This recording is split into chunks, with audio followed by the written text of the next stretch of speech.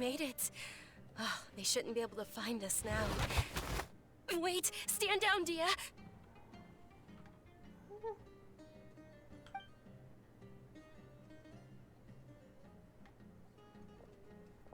My lady, who are these two? They're travelers that I met on the street just a moment ago. They happened to notice that you were all searching for me, so they helped me hide. I see. In that case, you two should scram. There's nothing here for you. Wait a sec! Who the heck are you? And why are you shooing us away? I'm Miss Dunyarzad's bodyguard, here to see that she returns home safe and sound. My lady, let's get going. You've been gone for so long that your parents are worrying themselves sick. And if I refuse to go with you? It'd be easier for the both of us if you cooperated. But if you insist on not going, then I'll have to carry you like a sack of potatoes. Hey! Dunyarzad already said she doesn't want to go back. Why are you still pushing her? Stay out of this. You don't understand the situation. Sorry, my lady. Even though I'm your bodyguard, your parents are my employers. I have to answer to them. How much? Wait, what? How much more do I have to pay you to become your employer? So you never listen to my parents ever again. Double? A triple? Give me some time and I'll get that much. My lady, this isn't about Mora. I don't know what you think of us Eremites, but let me say this. I like Mora, but I'll never go against my principles. That's why I'm here looking for you. Sure, it's an order from my employer, but my conscience was also telling me it's the right thing to do. And knowing your health, carelessly running around like this is gonna hurt ya. For the sake of those who love you, don't be stubborn. No, you're wrong. I'm aware of my limits and I know what I'm doing. Honestly, the only people being stubborn right now are my parents. And they know perfectly well that it makes no difference if I'm at home or not. They still won't accept reality. And every time I bring this up, they just change the subject. Dia, you've been living with us a long time already. This should be old news to you. Dia, I know it hasn't been easy for Mother and Father, and I'm grateful for everything they've done for me. But there's someone else in this world I'm also grateful to. Because she saved me. The love I have for her is the same I have for my parents. This is my life and my last chance. So I want to do something meaningful. My lady, are you sure what you're doing now is meaningful? Yes, I'm sure. At least, it is to me. Fine, I won't ask you to return home anymore. But let me make something very clear. I'm only doing this because I respect your determination, not because I agree with you. Thank you, Dia. Sorry for being so rude just now. My nerves were acting up. And I even brought up your payment in such an offensive way. Don't worry about it, my lady. I did say that I like Mora. Besides, that's our next topic of conversation. Today's little excursion caused such a ruckus that every single bodyguard at the estate was deployed. It wouldn't be easy to hide things from your old man. Since this definitely won't be your last escapade, here's a little tip. You should at least make it look like your room and things are still in order when you leave. Also, you'll need someone to cover you for when you're out and about. So, I'll let you hire me, my lady. This way, everyone wins. As for the pay, let's say half of what your father pays me. We can settle the bill when we return to the estate. Okay, deal. Yay! Looks like they've reached an understanding. Dunyarzad, are you alright? I'm fine, really. I just feel a little tired now that things have calmed down. My lady, stop trying to look tough. We're already in a tavern, so let's rest up and grab some grub. I'm sorry for worrying you two.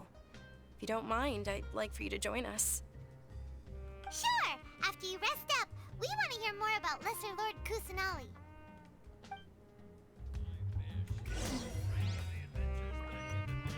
Our Okay, rest in the tavern for a while. Gosh, there's so much going on.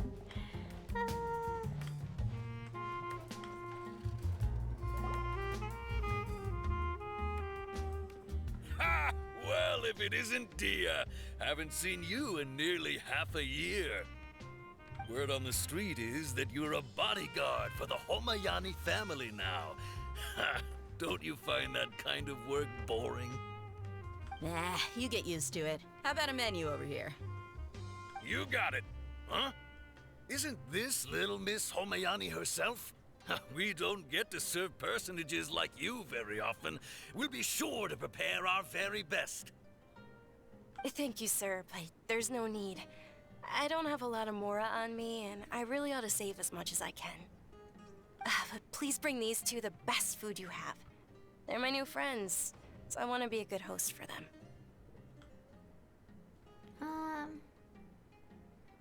No need to break the bank. We'll eat whatever you order. Yeah, we're already super grateful for everything you told us about Lesser Lord Kusanali. How about our coconut charcoal cakes? They're our signature snack, and they run cheap. Look, other customers over there are eating some now. They look kind of burnt and dry. Paimon will pass. Picky Paimon. Now that's a first. Hey, come on! Paimon has personal preferences too, you know. Dunyarzad, we asked a lot of people when we first arrived, and almost nobody was interested in Lesser Lord Kusanali. So, what made you want to follow her? Well, remember when you asked me if I knew how to meet the Dendro Archon? Even though I don't know how, I think I've actually seen her before. Huh? Really? Yes, it was when I was a child. At the time, my illness had kept me bedridden for the better part of a year. I was stuck inside and couldn't make any friends, and my parents did their best to find treatments for me. But even then, the Akasha didn't have any helpful information. My younger self no longer had any hopes or dreams. One flare-up was so bad that I was in a semi-conscious state for several days. Then one night, I woke up alone in my room. I was terrified. My body was paralyzed. Even if I cried, there was no sound. At that moment, an ethereal voice spoke in my mind. Dunyarzad, don't be scared. You don't have to cry. Dunyarzad, don't be scared. You don't have to cry. Who are you? How do you know my name? How do I explain this? You might not be able to understand, but actually, I know everything about you. Really? Of course. I know that you're scared of thunder, that you hate taking medicine every morning, and that you love counting the petals on your mom's skirt. Wow, you really do know everything. Dunyarzad, is there anything you want? What? Not really. I can't go anywhere or do anything. Huh? But aren't you a child? All children have wishes. Tell me what you want, and maybe I can make it happen. But can you make my illness go away? Oh. I'm sorry. But I'm not powerful enough to do that right now. Then, can you be my friend? After that, the voice said, "Okay, I'll be your friend." Although my body was suffering during those days, that voice encouraged me and told me many wondrous things. Beyond my window was the flourishing Sumeru city. Beyond the city was a lush rainforest. And beyond that was the wall of Samiel, deserts, and all of Tevat. Once I finally made it through that bout of illness, I couldn't hear that voice anymore. I told my mother about it, but she said that I must have been dreaming. But I know that that voice wasn't a figment of my imagination. Before that, I had never heard of Teyvat. So you believe the voice you heard was Lesser Lord Kusanali? Yes, for sure. If it weren't for that voice, I would have never grown curious about the outside world, nor would I have learned how to read and enjoy so many books. That voice sparked a desire for wisdom. It had to have been the Dendro Archon. I've been hoping for a chance to repay her kindness. In fact, I was running around today to help prepare the Sub-Zerus festival for her. What's the Sub-Zerus festival? It's Lesser Lord Kusanali's birthday, which was the day that she was found by the sages. It's actually an old holiday that originally celebrated Greater Lord Rukkhadevata's birthday. When she passed away, the holiday eventually became a celebration of the Lesser Lord's birthday. I heard everyone was overjoyed when they welcomed her back to Sumeru. In those days, the festival was a huge deal. But because of the Academia's influence, people have gradually lost interest in the festival. The Academia actively participates in Sumeru's many holidays dedicated to Greater Lord Rukkhadevata. But when it comes to the Sub-Zerus festival, forget any funding. They practically act like it doesn't exist. Maybe they see Lesser Lord Kusanali's birth as confirmation of Greater Lord Rukkhadevata's death, so they're reluctant to celebrate it. Aw, but that's awful. It is. It's absolutely terrible. Sure, the Greater Lord founded Sumeru, but hasn't Lesser Lord Kusanali been the one quietly protecting us for the past few hundred years? Just remember that we're still out in public. Don't get too carried away now. I know that people over by the Grand Bazaar still hold the Sub-Zerus festival to this day, but I hadn't met any of them before, so I was never able to contribute. But recently, I made a friend there who also follows Lesser Lord Kusanali. I gave her my savings because I want her to throw a wonderful festival this year. That's the least I could do for Lesser Lord Kusanali. Hold on, my lady. Does this friend happen to be Nilu, the one who sends flowers to the estate? Yes, that's her. I saw her leaving the other day with a nervous look on her face. It seemed like she was hiding something in her arms. Did you give her something? Yes. Initially, I didn't have much Mora prepared, so I had Nilu sell one of my skirts. I've agreed with Nilu to meet up at the Grand Bazaar today, and see how things are coming along. Dia, would you accompany me? Sure. That's quite the trip, though. I'll carry you. No, that would be too much, even for you. You might as well just accept the lift. If I let you walk, who knows how long it'll take us. And if anything happens to you, then I'd really never hear the end of it from your father. Can we also come along? But of course. Nilu will be thrilled to hear there are more people interested in Lesser Lord Kusanali. Okay, go to the bazaar. Okay, Don't you remember your adventure plans, my want lady? to look around. Well, you're Can I get the recipes? Let's see. Oh my gosh, noises in the background again. Okay. Oh right, I just remembered. More recipes? Me? Ooh, we could get this. I'll buy 100. Oh, we could process more stuff. Because it says processed. Huh. is just tunnel visioning. Okay, let's go. There. Okay, so the pronunciations of their names are Dia and Milo. This is why I rather wait for like pronunciations, because I've been pronouncing them weirdly, or differently, rather, all this time. It's not weird to pronounce it differently, it's just more like, oh no, you pronounced it wrong, or it's just one of the ways to pronounce it. That's why I can't say one of the characters' names yet, because I need to hear his name spoken first.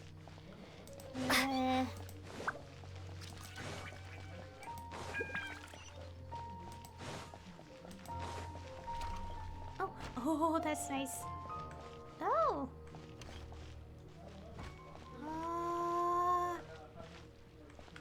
Oh, this this is inside the thing? Wow. Okay. Let's go, let's go, let's go.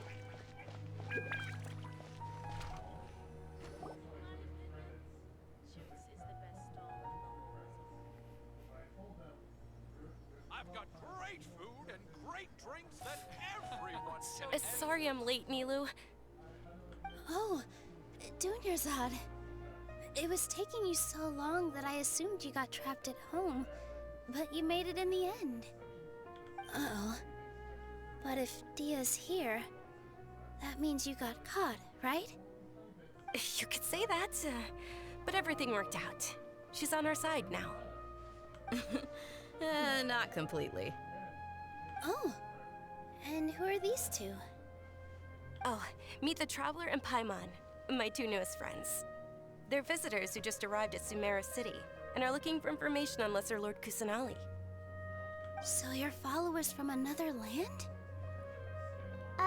Yep. That's wonderful. You two absolutely mustn't miss the Sub-Zerus festival. By the way, Dunyarzad, we've already started decorating the Grand Bazaar.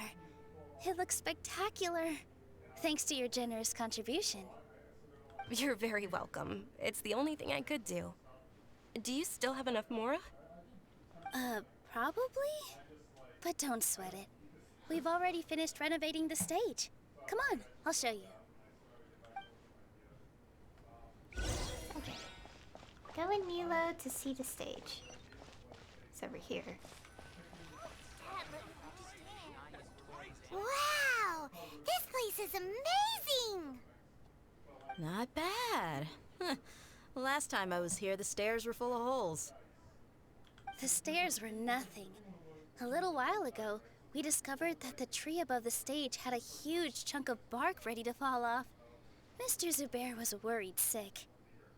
We reported it to the academia many times, but they never sent anyone to deal with it. We didn't want anything bad happening, so we were going to cancel all the stage performances.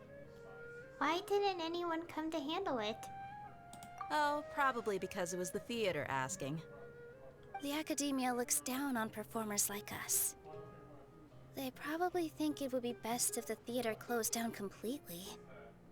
We can't let that happen, though.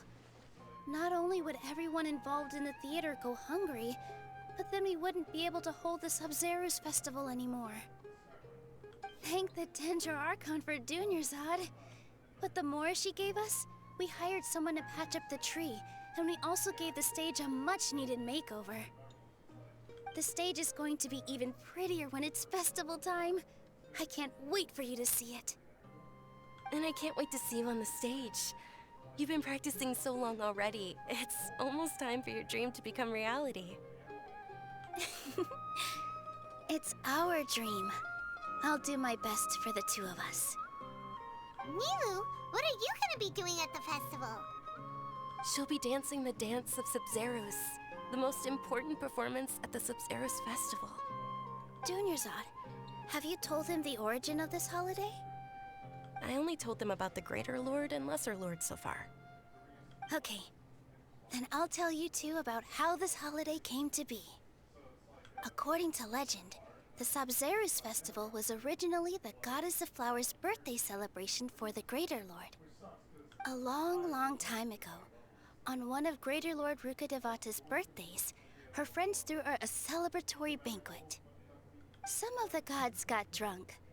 One started playing music, and the Greater Lord started singing, so the Goddess of Flowers began to dance. As she danced upon the grass, countless beautiful parisaras began to bloom wherever she stepped. Those brilliant purple flowers became her dazzling stage. All the gods clamored, "Oh, if only time could stop at this very moment."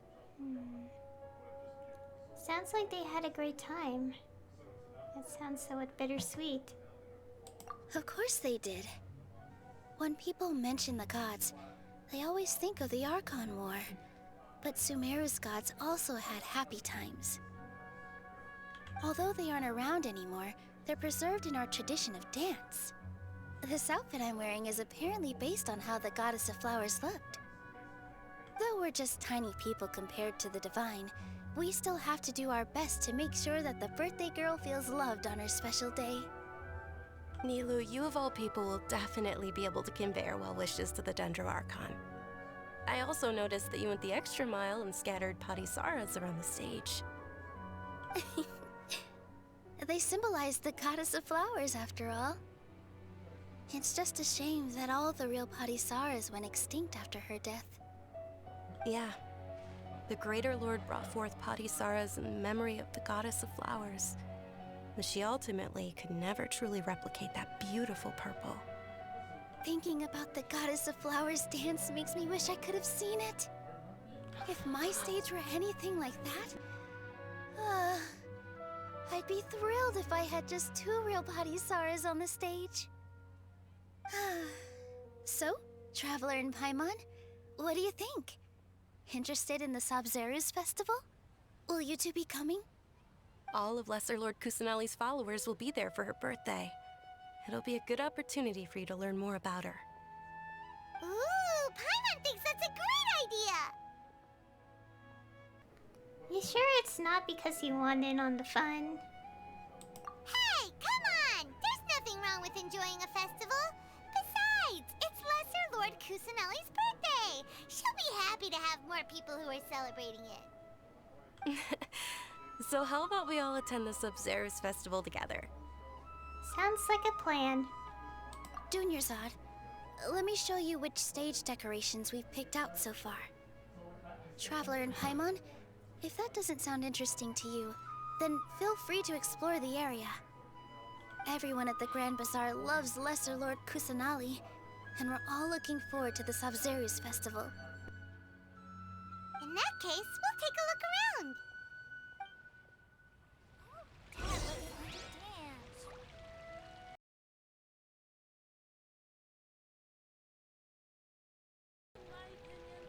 I feel like this entire VOD will have to be edited a lot because of the number of times I get interrupted today.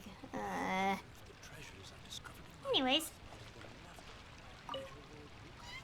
Whoa! What's with your yellow hair? And why do your clothes look so funny? Are you an Outlander?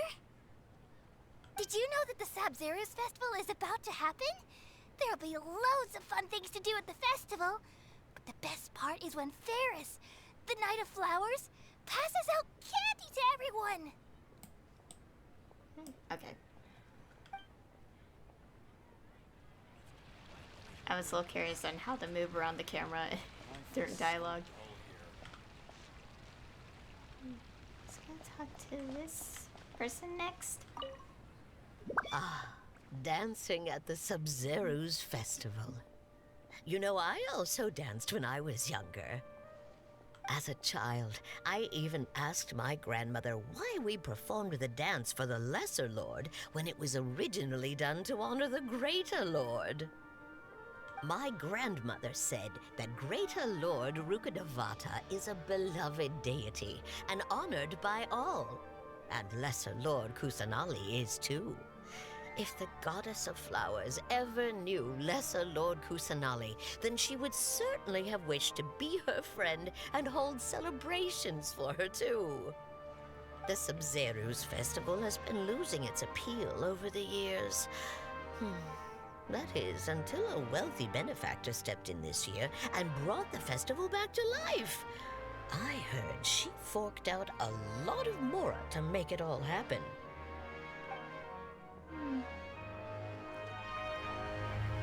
That's so interesting. Oh, and the music too! It's so good. Huh. Revamping the stage for the festival couldn't have been easy, that's for sure. I bet this year's festival will be one to remember. I don't know much about the Grand Bazaar, but I do know that the residents here have a penchant for song and dance. 2 things that the academia doesn't particularly approve of. Oh, and the perfume sold around here is a lot better than what you'll find elsewhere. The fragrances are longer lasting and they're gentler on your skin and... I mean, that's what I've heard at least.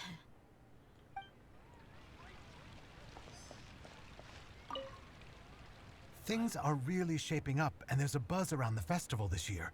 We're expecting people from all over to come by this year and buy things during the festivities. Don't be fooled into thinking that Sumeru City has the best of everything. Some festival snacks are only offered here in the Grand Bazaar. And when it comes to musicians, dancers, or singers, the Grand Bazaar's got the best of the best.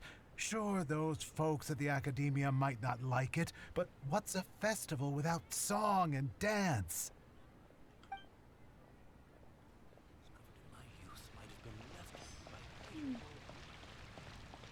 And just these two left. Milu, your outfit looks amazing. There's also something different about you from when we first met up. I thought I'd add a little extra pizzazz to my dress for the festival. See? Wow, did you sew all that yourself? Uh-huh. Sewing is a fundamental skill for everyone in the theater company because we make all our own costumes. Did you know that Mr. Zubair not only can make costumes, but props too? I've noticed that you can't keep your eyes off that crown over there. Would you like to try it on? May I? Of course! The legends say that the goddess of flowers had beautiful horns on her head, so this crown was made to reflect that. Dunyarzad, you look absolutely stunning with it on. It's like I'm looking at the goddess of flowers herself.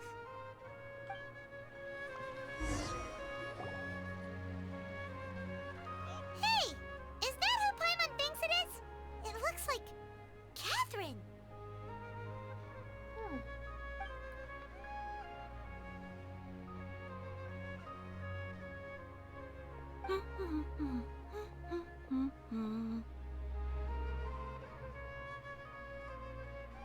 Huh. Come to think of it, Paimon's only ever seen her behind the counter at the Adventurers Guild. This is the first time we've ever seen her taking a break. Hey, Catherine! Huh? Oh, hey! It's the Traveler and Paimon! What's shaken? Whoa. Break time Catherine sure sounds a lot less formal than usual. Paimon was still waiting for her to say Ad Astra Abyssosque. Sure. Standing behind the counter at the Adventurers Guild doesn't require any complicated functions. But saying and doing the same old things over and over again can get pretty monotonous. Like watching the same Fontaine movie day after day. But take you two, for example. You travel across Tevat to enrich your lives and gain new experiences. Well, we enjoy traveling across Tevat and all that, but we're mainly looking for clues about her brother. Yes, you should keep searching. Sometimes the answers we're looking for aren't necessarily at our intended destination. Instead, they're found along the way. Huh. Haven't we heard someone say something pretty similar recently? Anyways, what brings you out here, Catherine? Are you also a fan of the Sabzeruz festival? No, not particularly. I guess you could say that I'm loving the recent atmosphere here. If festivals bring happiness to everyone, then that's where their true value lies. Oh, it looks like it's about time for me to be heading back now. Alright, we'll see you next time at the Adventurers Guild. Oh, by the way, thanks for connecting us with the Eremites. We've already made some great friends in Sumeru City thanks to you. I'm sure you two will get along well with the people here. You've already been blessed by the element of Dendro after all. See you around.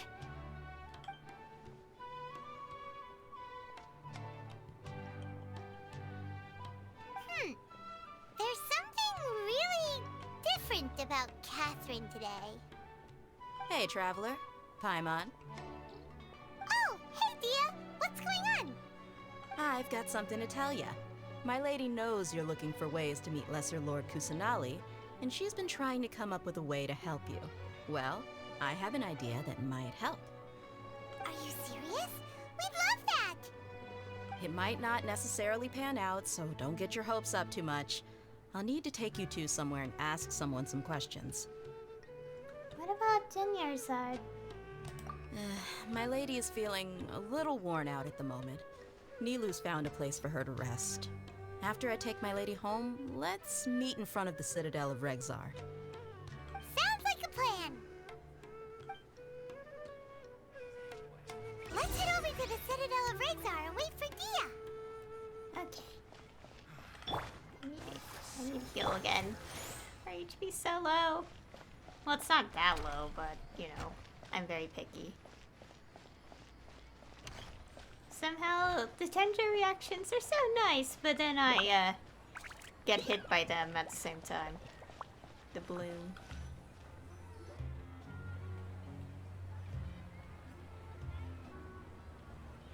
Sorry, I'm late. It took some convincing for the master and mistress to believe that Miss Dunyarzad was only sitting in the port for a while because she was in a bad mood. Anyway, I guess I should be thanking you. I haven't seen Miss Dunyarzad that happy in a long time. If it wasn't for you two, she probably would have been caught and dragged back much earlier. You sure sound a whole lot nicer than when we first met, Dia. Who would have thought you had such a soft spot for Dunyarzad?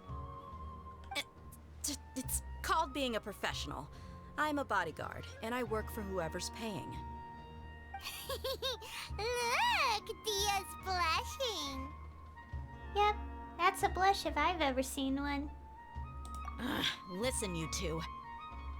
I don't expect to be working for Miss Dunyarzad very long, but I hope to finish things on a positive note if possible. Let's cut the chit-chat and head into the Citadel. We'll see if the person I know has a way for you two to meet with the Lesser Lord.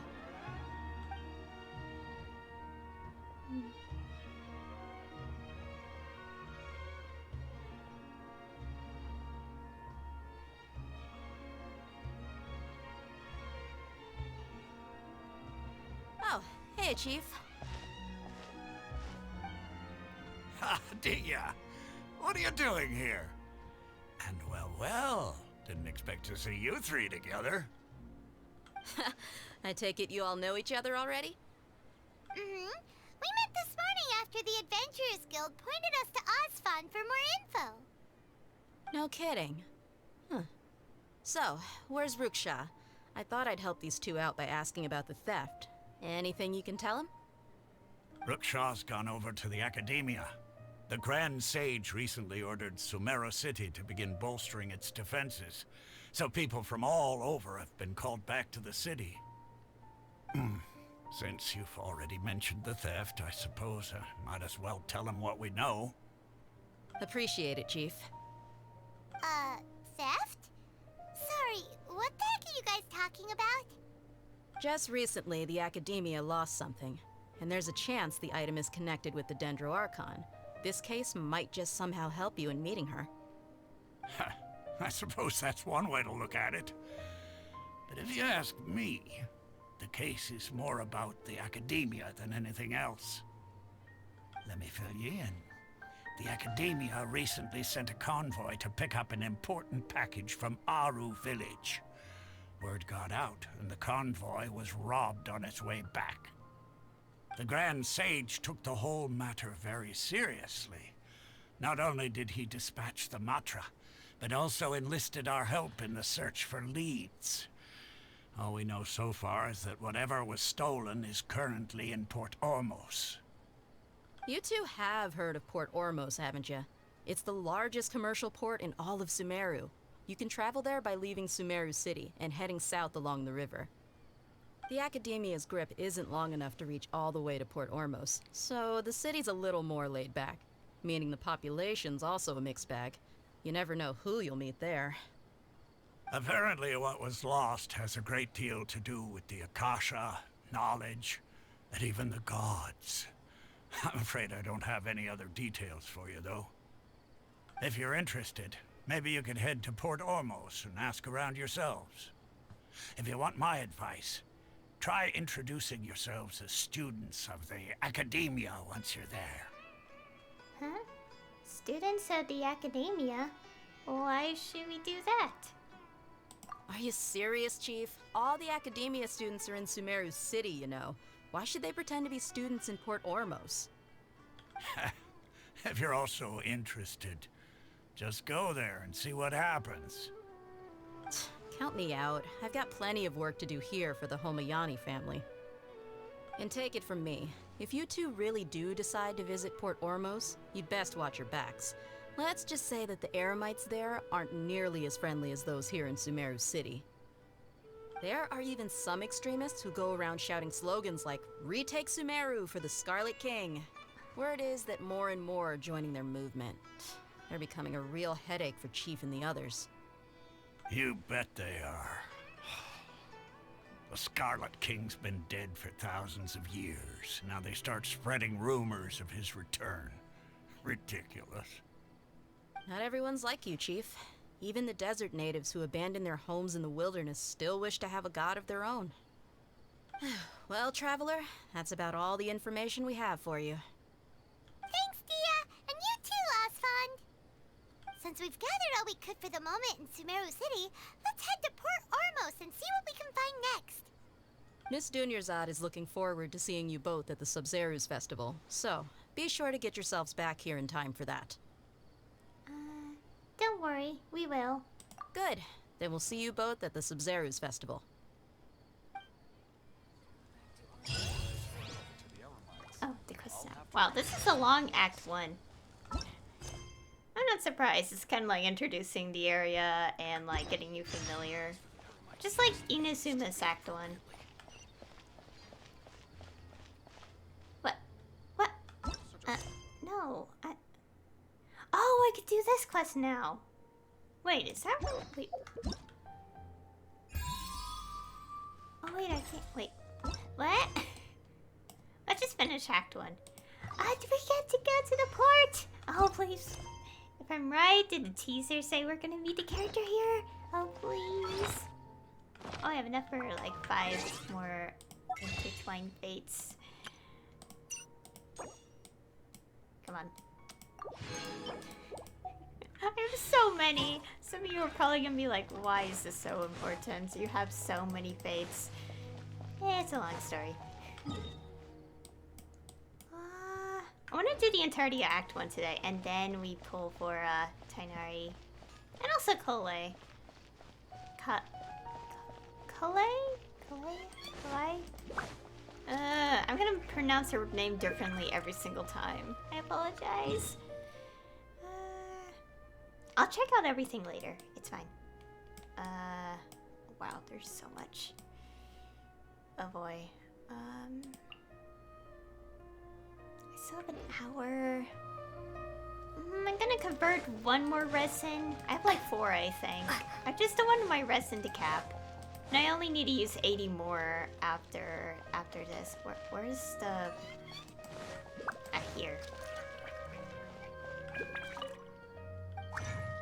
I'll craft 1 more of these. I'm trying to make sure I use only 180 today. And I have 80 left to use.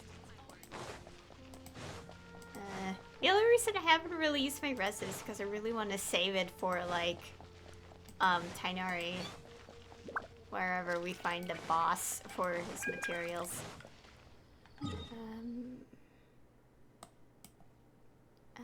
Let's just teleport. I'm not gonna walk.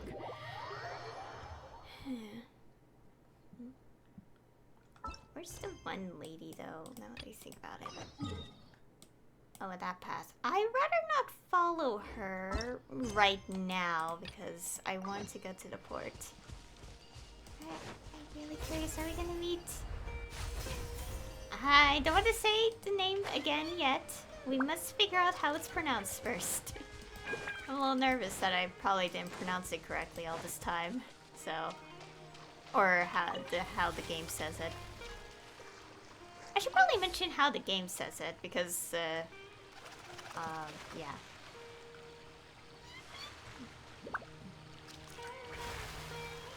I could get stuff later. It's fine. I know when.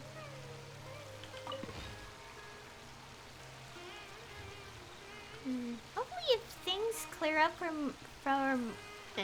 for my schedule next week, Like a lamb to this. okay, nope. Go away. Go away. A fishing spot.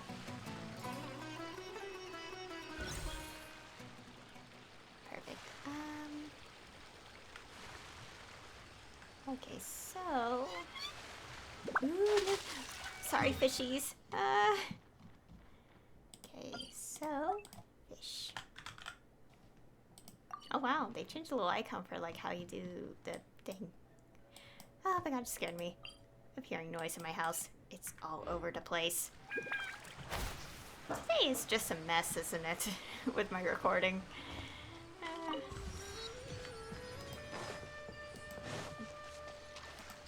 Okay, I'm not gonna fish right now.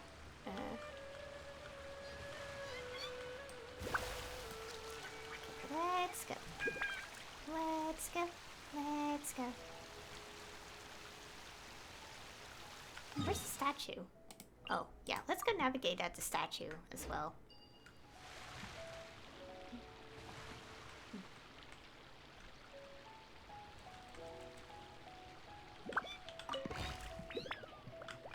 What is the map telling me? Oh, no, I'm in a new area. I was about to check the percent.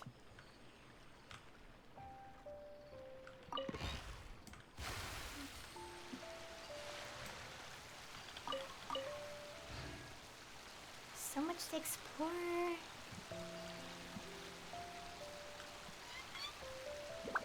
There really is so much.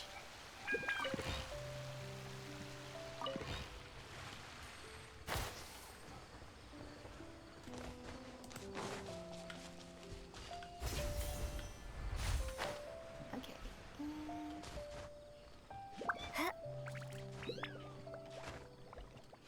I just stuck with an anima team because of like obvious reasons. But we're fine.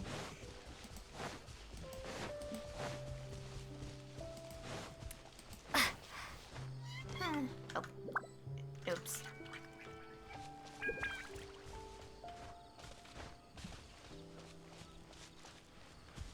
What the? Oh, look at that!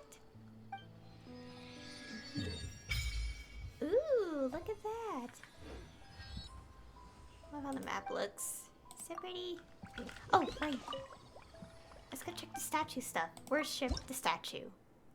Oh, wow, we need 20 for level 1. Huh. I only have 3.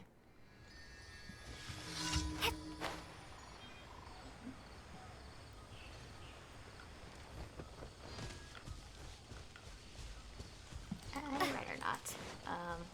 Right now.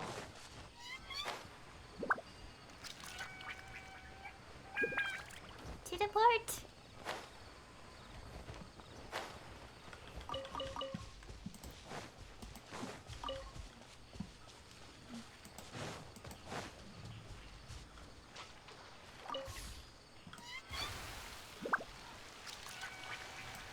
Okay, time to keep going. I'm so tempted to do all this stuff, but it has to wait. It has to wait. Oh gosh, I aggro the enemies. Run! Run away. Oh, a fishing vendor. Oh yeah, we can get a fish bow as well. Oh, we don't need to get out the bow for that one. Wait, is this to my... Yeah, it's to my... Oops, I can't type. Fish. Yeah. Yep, there we go. I got the right placement. I like to label the fishing spots so I know where I fish. Over there. Let's go down here so we could get a teleporter point.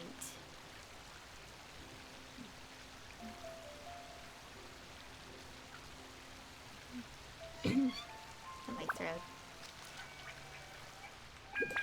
guys, you really want to pull on the banner for Tighnari?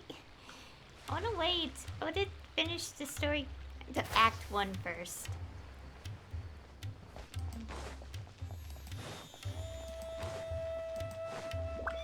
Where is the... Okay, there's one inside there, so... Or can we... Oh!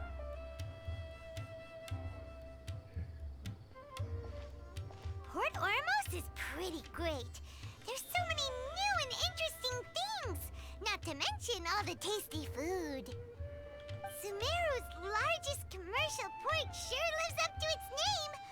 Look at all the merchants, and everyone seems excited just to be here.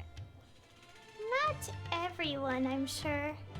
How did things end up like this? All thanks to your artistic license. That's how. I should have made you wait until we got an update from Tanja. But when I finished the prototype Aranara yesterday, you agreed that the kids would like it. That's why we tried bringing it out for a test run today.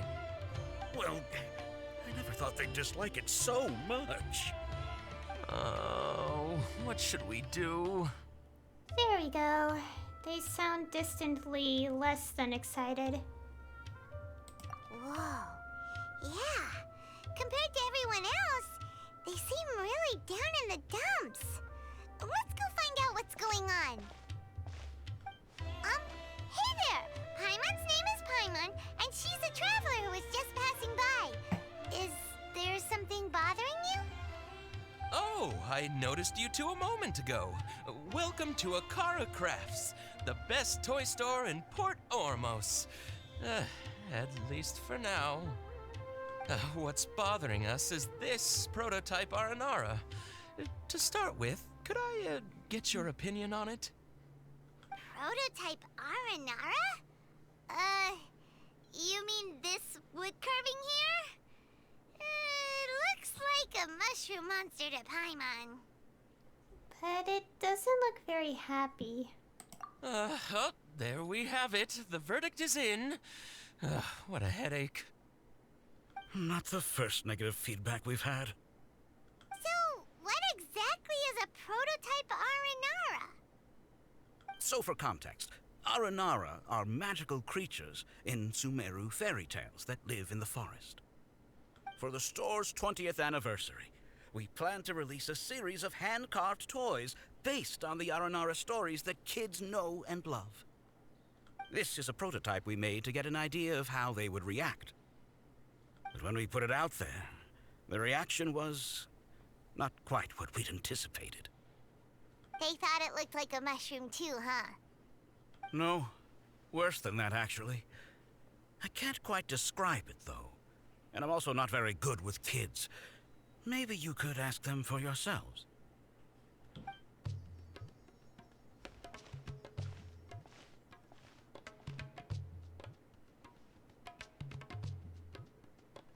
This is not an Aranara. No way. I've read Uncle Tanja's Aranara and the Ill Little Fungus. It says that Aranara are supposed to be chubby and squishy. The carving looks nothing like that. Toys do look better when they're round and chubby. Uncle Tonder said in Aranara's vow that you can deceive the eyes, but you can't deceive the heart. This carving makes me feel lost and confused inside. I don't think the creator put his heart into it at all. It's nothing like an Aranara. Ooh, didn't put his heart into it, huh? Oh, sounds like one of those things that's easier said than understood. Kassid and Alia didn't like this carving, but I think it's okay. It doesn't look too happy, so it's kind of pitiful in a cute way. Oh, a positive review! Yeah, so I would totally ask my dad to get it for me, if it wasn't meant to be an Aranara. Oh, well, that took a sudden turn for the worse. We asked the children for their opinions. Oh, how did it go? Has it maybe, grown on them at all? Unfortunately, no. Oh, this is such a shame. Why isn't Tondra back from Gandharvaville yet? Oh, the kids kept mentioning an Uncle Tanger too. Who is he exactly? Uncle Tanger is a famous children's author here in Port Ormos. He wrote quite a few stories in the past, but none of them were popular among children. Just like our prototype Aranara.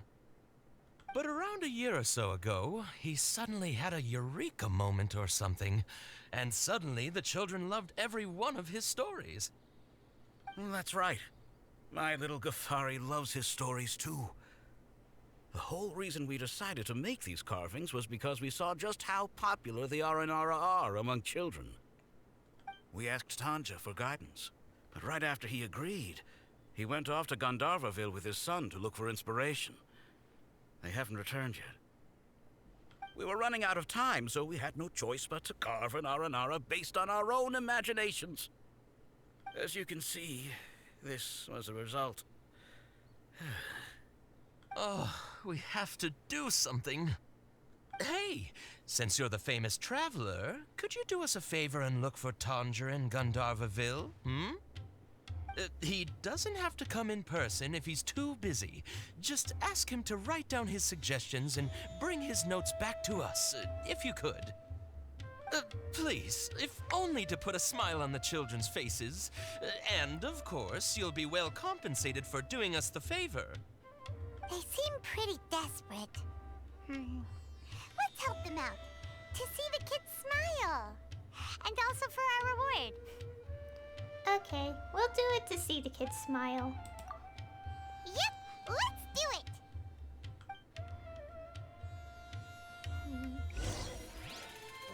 I don't meet the character yet.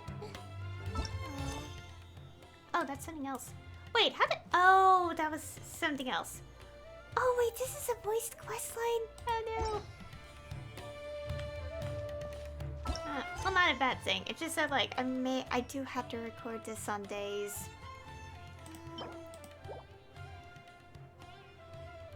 What is this related to? Like, seriously. Oh, it is. Okay. Oh, I don't want to do that yet. Ah. Well, wait, how long is the quest? 33 days. Ah, we have plenty of time.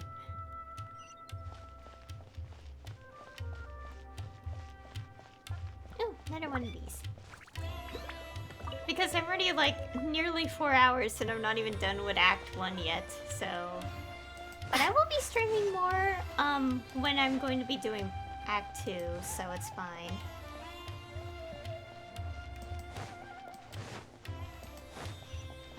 Actually, I might have time to finish that quest as well, but... Let's finish up this one. And I really have no idea how long this is. I really went all out to make it very lengthy. Okay. Now it's quiet. Huh.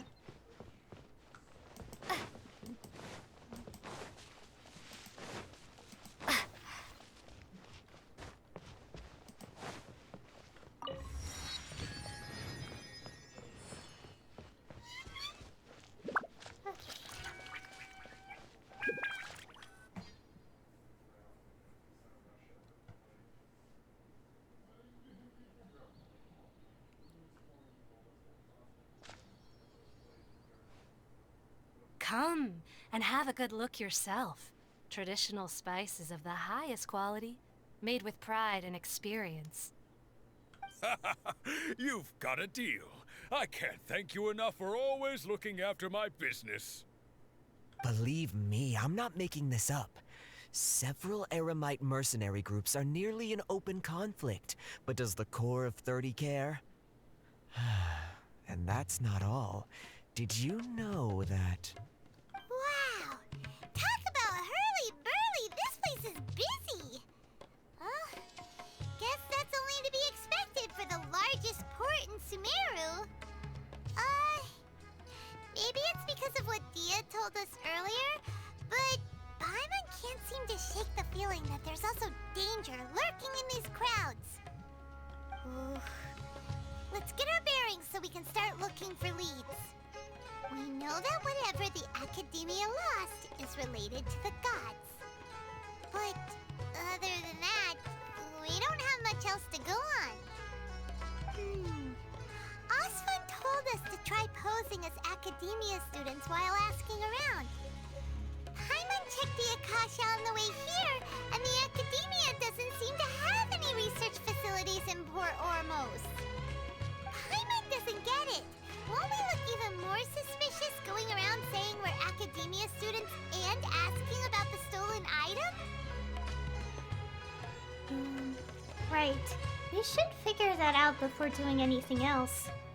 Well, given all the people that come through here every day, if there's any information to be found, Paimon bets we could find it in the market. Let's ask around and see what we come up with. Ask a nearby merchant. Okay. The music is so good! I keep complimenting it because it is.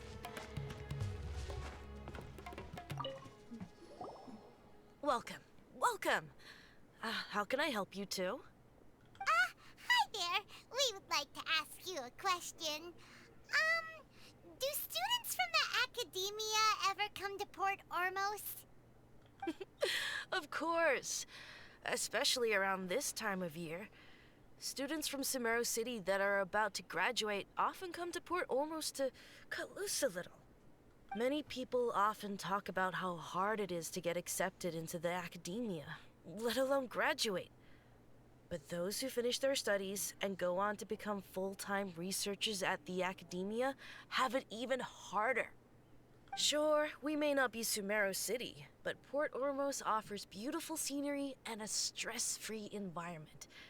Some even say it's good luck to come to Port Ormos, so students and researchers come flocking here when things get to be too much at the Academia. Ah, you see over there? Those are students from the Academia. They look pretty serious. Maybe even a little worried. They've been looking worried and miserable ever since they got here a few days ago. If you ask me, the life of a merchant is better. So long as the Akasha teaches us what we need, then life is good. Those students seem to be discussing something. Let's see if we can listen in. Okay. Eavesdrop.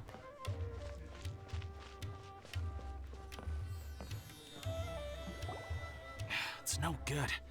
I've tried asking around, but I haven't been able to learn anything useful. Not to mention that a bunch of scary-looking Eremite mercenaries have been posted along the streets now. There's been a lot of fighting between the different Eremite factions in Port Ormos. If we choose to move on our own, then it would be wise to steer clear of them. Especially the group that's constantly shouting some stuff about the Scarlet King and some resurrection. I've even heard that the Citadel of Regzar is starting to get fed up with them. What was that group called again? Ein something or other? They're called Ein El Akhmar. Today, I heard that the thing we're after might be in their possession at the moment. Wait, come again? Don't you see? Many of the Eremites in Port Ormos deal with trading this kind of thing. They're usually pretty wary of outsiders, but not so with students of the Academia. It's because the kind of goods that students are looking for aren't the kind of goods that Eremites are after. As long as they know you're a student, then deals can be made. I've heard that Ein El Hakmar likes to set up shop at the Jafar Tavern. Supposedly, if you're willing to part with 500,000 Mora, he'll give you info on anything. Wait, did you say 500,000? If information alone costs that much, then how could we ever afford to buy what we're looking for? I guess we might as well give up on trying to graduate this way. I wouldn't worry too much. Our field of research is very niche. Who else could possibly be after that kind of shady knowledge? I bet it's practically worthless to anyone aside from us. Well, I guess that makes sense. Then the only thing left for us now is to find a way in. Why don't we all just pool our money together and pay for the information? Whoa! Did you hear that? A niche field of research and shady knowledge? It all sounds pretty suspicious to Paimon. Is knowledge something people just buy and sell like that? It's very suspicious indeed. Whatever was stolen from the Academia was also related to knowledge. So, what's your plan? Let's go to how did he pronounce it? Let's go to the tavern. Wait, didn't you hear what they just said? Buying information is going to cost us 500,000 mora! Have you lost your mind? Well, I won't let them off easy if it turns out to be a scam. Oh, alright. Paimon never thought she'd agree to parting with that kind of mora. But if you know what you're doing, then we should give it a shot. Okay. To the tavern. Oh no, it's over here. It's like pointing there, but no. Oh wow, look how soon. Oh yeah, that's my boat. The boat.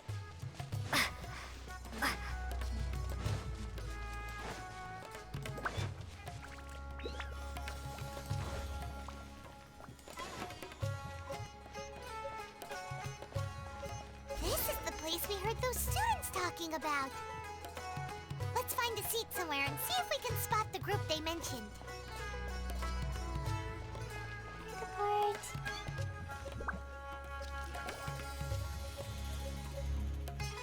Oh, you've arrived. Please, take a seat. So, they think that they can go toe-to-toe with the boss? Ha! Once we reclaim the power of the Scarlet King, they'll be the first that the boss punishes. They're nothing to be afraid of. Our main rival now is the Caracal Battalion.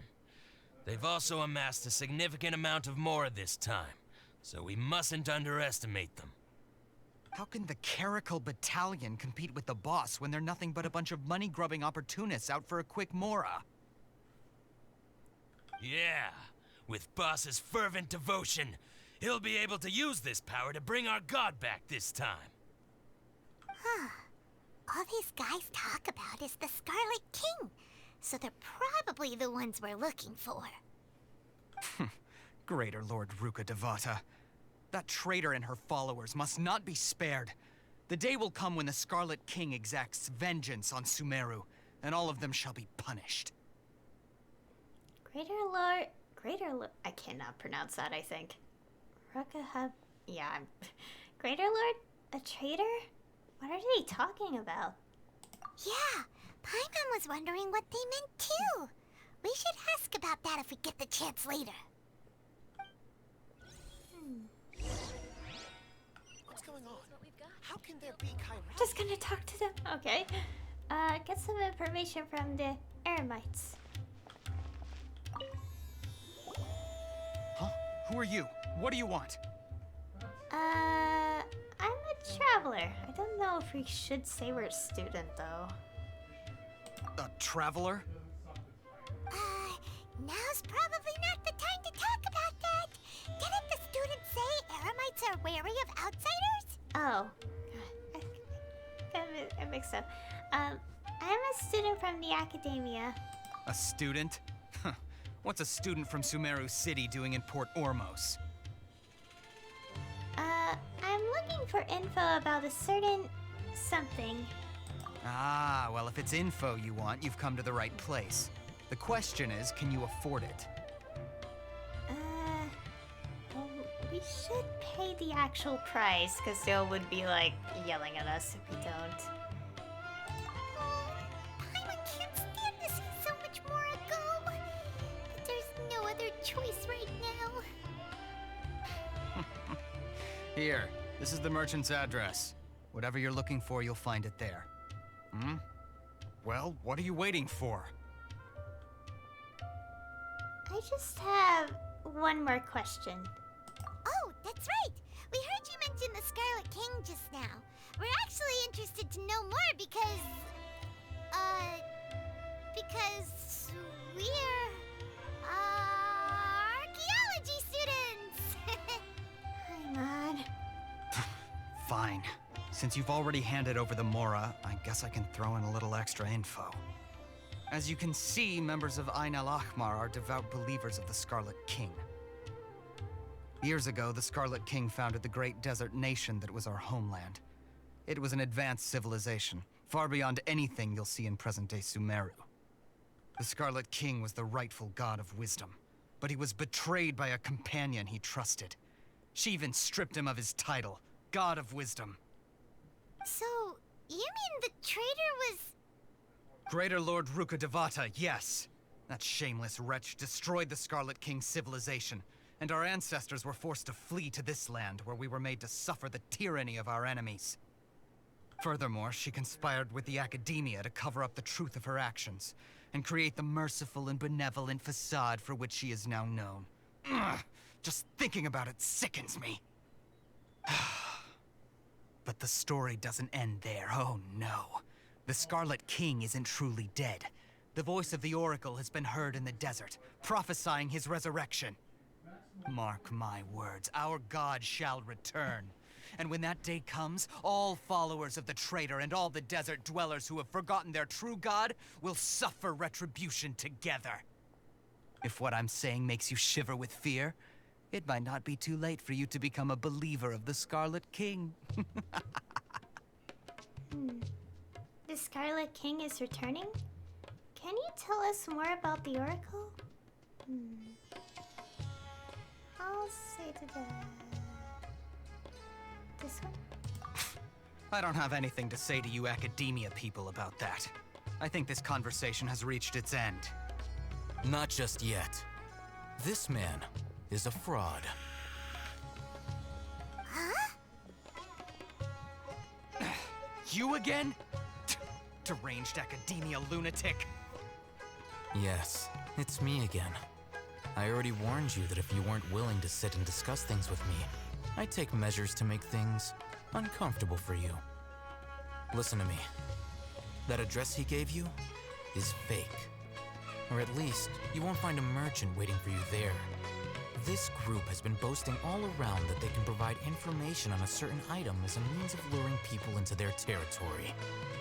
Once you show up, they keep up the act until they have hard evidence that you want to purchase said item. Then they use that to squeeze you for all the more you're worth. Hey! Shut it all, Hatham! What are you playing at, trying to ruin our business like this, I told you the other day. I wish to discuss my terms with your boss. Ha! The boss made it perfectly clear that he won't negotiate with you. Yes, and in no uncertain terms. But that was then. It does not preclude him from changing his mind in the future. I'm warning you. Don't push us, or this could get ugly. We don't usually get rough with people from the Academia because it just complicates things. For a lunatic like you, though, we might just have to make an exception. If you're suggesting that we escalate this from a verbal exchange to a physical one, I accept. After all, even the Archons used war to negotiate the ownership of Tevat. If, on the other hand, we can't agree on any means of negotiation at all, then I'm afraid my next course of action will sting a little more than the mere falling through of a few business deals. I will jeopardize the Eremite's reputation, which I know you value above all else. I am quite confident that if I began to take such action, your boss would willingly approach me himself. However, I fear that by then, some things will have happened that cannot be undone. Also, a word of advice. I suggest you tell your boss exactly what happened here today. Otherwise, he might blame you for not telling him in the future. What did you say? Consider this. Have I ever failed to follow through on my word in the past? This guy is really out of his mind. Okay then. If you really have a death wish, let's meet a week from today. The pier in front of the Pharos Lighthouse, 4 o'clock in the afternoon, sharp. Don't expect us to hold back. Not so fast. First, you return the 500,000 mora to them.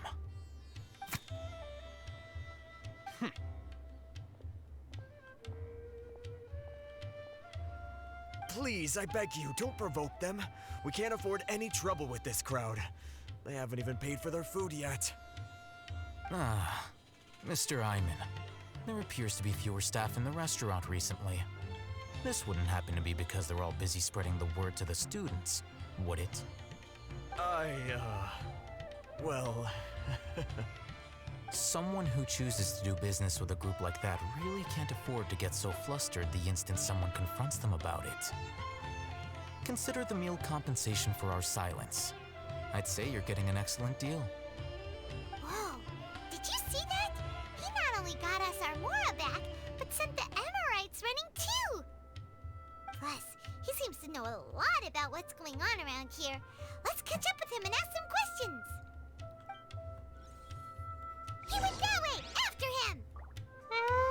We finally got to, well, technically meet him. We haven't introduced our names to him, but yes! Okay, so it's pronounced Alhaitham. I pronounced the middle syllable differently before.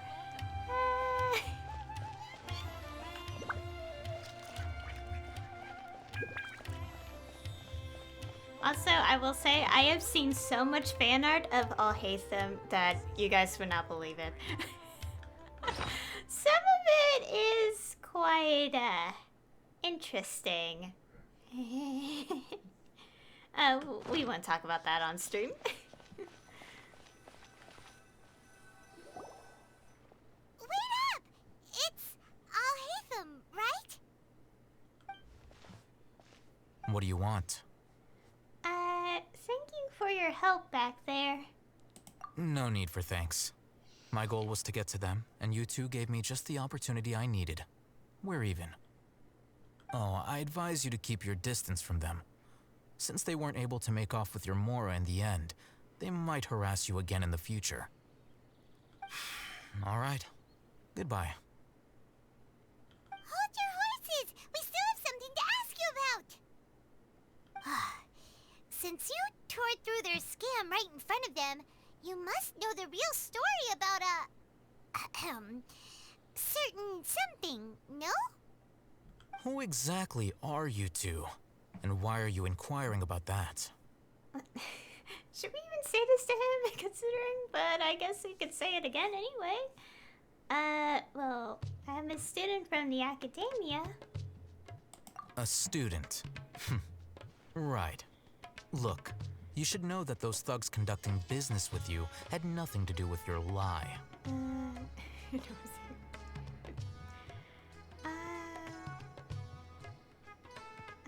Perhaps we... Perhaps we can also talk terms? I know a thing or two about swordplay. Huh? Oh, yeah! She's really strong! Weren't you saying something about a physical exchange? We can help with that. She doesn't even have a vision. Forget it. Maybe not, but she can still use elemental energy. Otherwise, there's no way we'd go asking for info from from guys like that. Those high-headed thugs are definitely gonna bring a lot of backup for your next meeting. Even if you don't go alone, you won't regret taking us with you.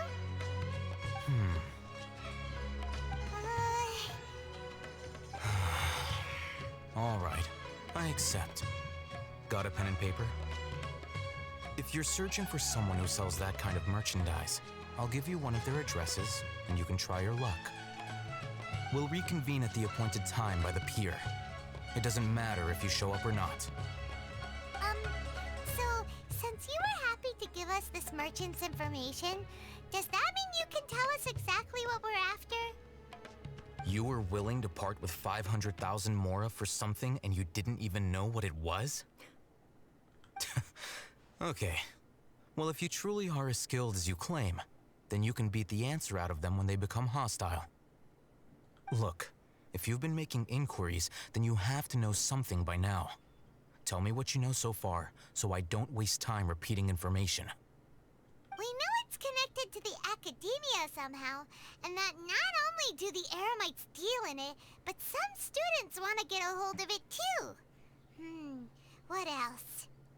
It seems like some kind of knowledge. You know almost everything there is to know, but you're unable to compile this information because you've never seen the object before. This is what you've been looking for. Paimon can't tell what it is. It looks like some kind of ornament. This is a knowledge capsule. To put it simply, it's a vessel that can store a fixed quantity of canned knowledge. It's like a miniature Akasha. Anyone who links it to their personal Akasha terminal instantly becomes privy to its contents. Anyone? Correct. Anyone. Unlike the Akasha, which heavily regulates who can access what information, knowledge capsules confer their contents without any requisites. That's amazing! It's essentially a convenient and harmless vestibule for knowledge. Unfortunately, it's illegal in Sumeru to privately possess or trade them. They were created as a means for scholars to transfer knowledge gained from Irminsul into the Akasha, and are intended to be destroyed immediately after use. But despite strict regulations, some of these knowledge capsules will always escape destruction. After all, there will always be those in this world who are dissatisfied with life as designed for them by the Akasha and wish to change their fate. Over the past century, a wide variety of canned knowledge has been leaked from the academia. Now, in Port Ormos, the valuable ones are a means to Mora for the Eremites. Meanwhile, those which the Eremites deem to be useless to them occasionally prove useful to the common citizens and hapless academia students. Well, I think that about sums it up. I heard that the academia lost something recently. Seems like it's a knowledge capsule? Ah, so that's your true objective. I want to learn more about it. With our current arrangement, I don't believe I can offer an answer. Oh, what do I have to do? Perhaps we can negotiate further. You're still resolved. Fine. Let's talk somewhere with fewer people.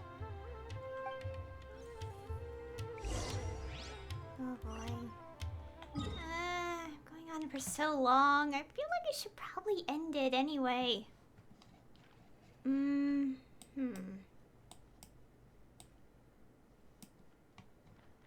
think I'll have plenty of time next time, but I don't know. Yeah, I want to keep going. If need be, I could just split the recording in half. It'll be fine. I know it's sort of like, I know I keep talking about stuff like this, but I always like worry about like how long the recording gets and stuff like that. I'm tempted to open that, but we're not gonna open it yet.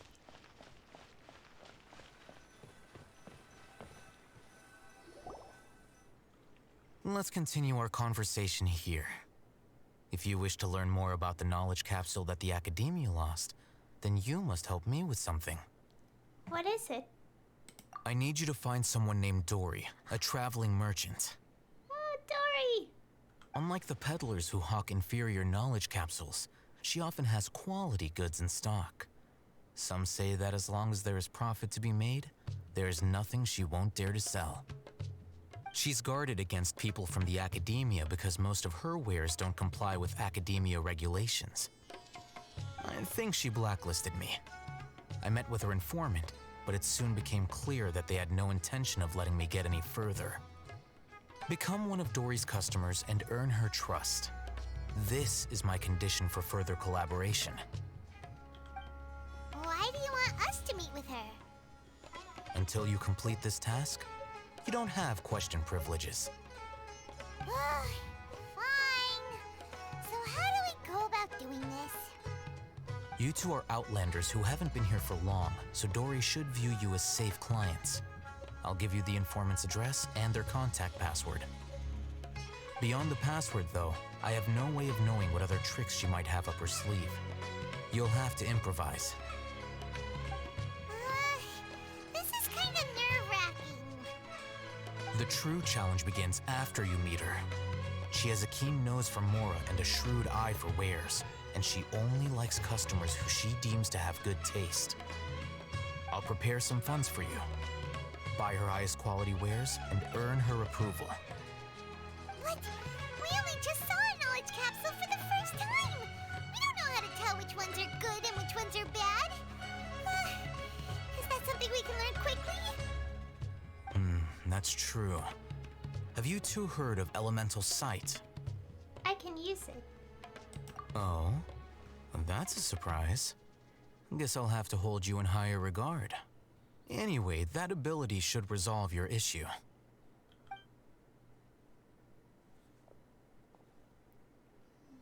Here are 2 knowledge capsules. Tell me, can you detect any difference in their quality?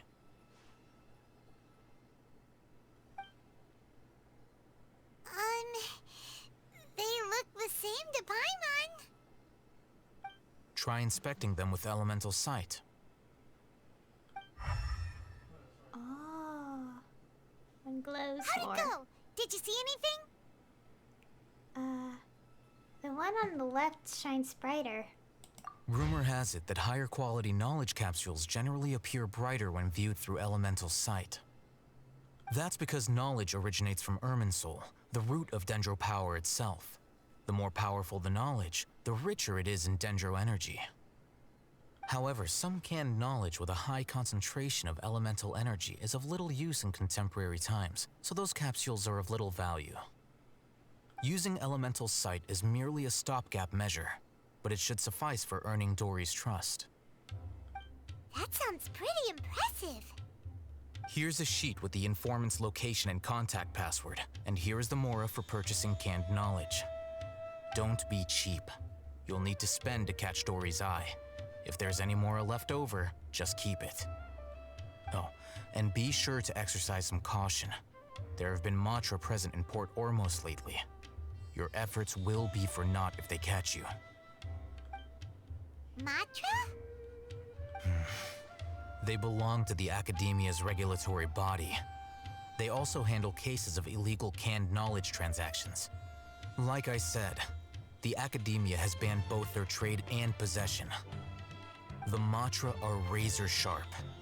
You're in for nothing good if they lock their sights onto you.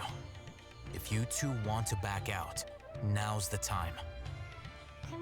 I'm willing to take that risk. I'll help you find Dory. Okay, then we have a deal. If you succeed in your dealings with Dory, come find me at the Wikela Funduk. We'll have an open discussion then. Looking at what Al-Haytham wrote, Dory's informant is a traitor near Old Ormos. Let's follow these instructions and try to get in contact with him.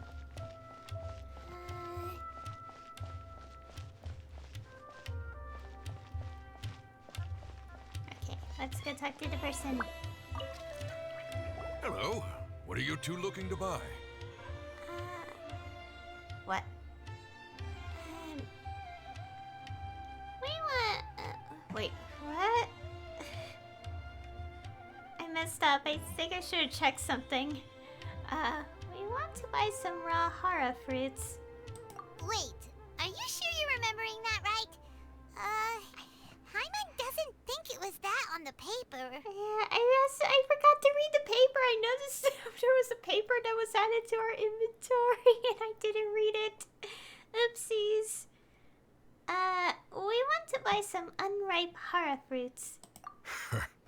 What a unique palate. We have unripe hara fruits, but we usually keep them in the back. I'll have someone escort you. Following the paper got us past the first round. I should have read the paper. Ronak, these two want to buy unripe hara fruits. Show them to the warehouse. Got it. You two, please follow me. Can I check the paper again? You two have a fascinating fashion sense. We haven't seen a customer wearing a Sumeru rose for quite some time. Hold on. Let me think. Sumeru rose means common merch. No, look again. We're obviously wearing morning flowers. Ah, my mistake. I do apologize. Whew. That pop quiz sure was scary. Ah, the warehouse is up ahead. Please follow me. Okay, please. I want to read the paper. My carelessness. Okay. Okay. Unripe asks you to take you to Dory. Morning flower Canned knowledge. Oh wait, this is easier if I just take a photo. What am I doing? I have a phone. Okay. Yeah, why did I not read the paper? Careless.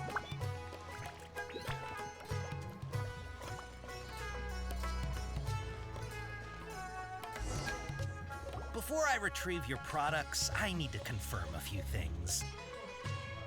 Please forgive me, but we may not have sufficient stock for you today. Earlier, many of our hara fruits were taken by mice.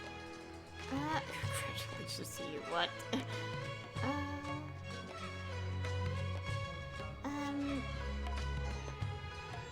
Sorry, I'm just double checking stuff. Oh, it's sold to customers.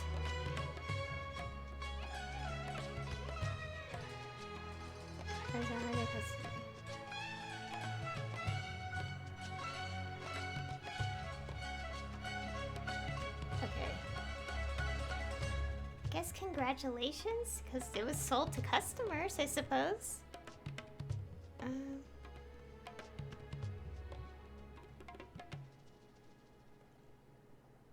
Sorry, I'm trying to double check this note informant. Thanks. If better goods come in, you'll be the first to know. Okay. You look like you have some skill. Why don't I pick out some fruits that'll make you dizzy? Okay. However, that causes it. Okay, customer is skill.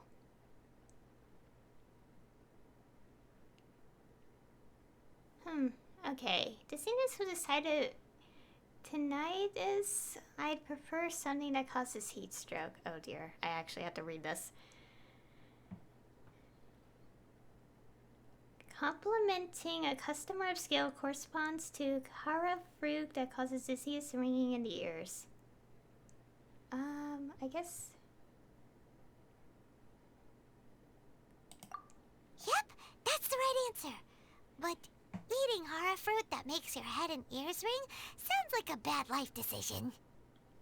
Would you like your hara fruits to be packaged in the Sumeru City or Port Ormos style?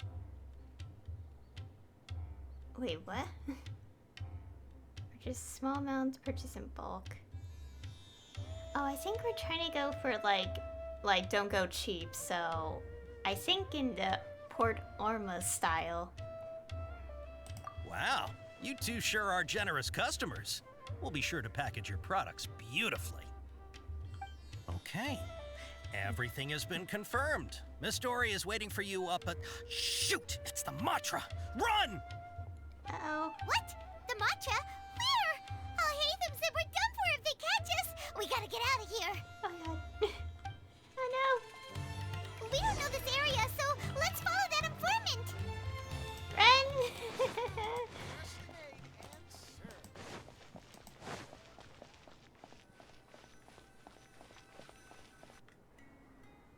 He ran that way.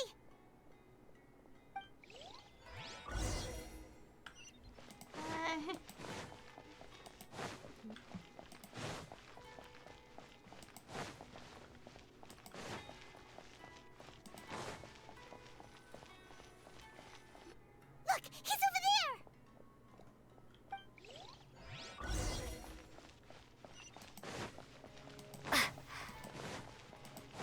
Oh boy.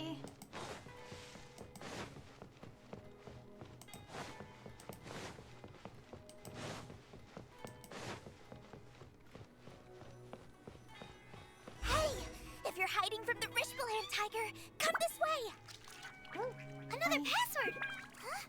Oh, that voice came from behind the building on the right.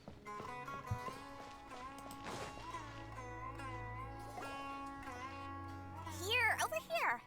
You can stop running now.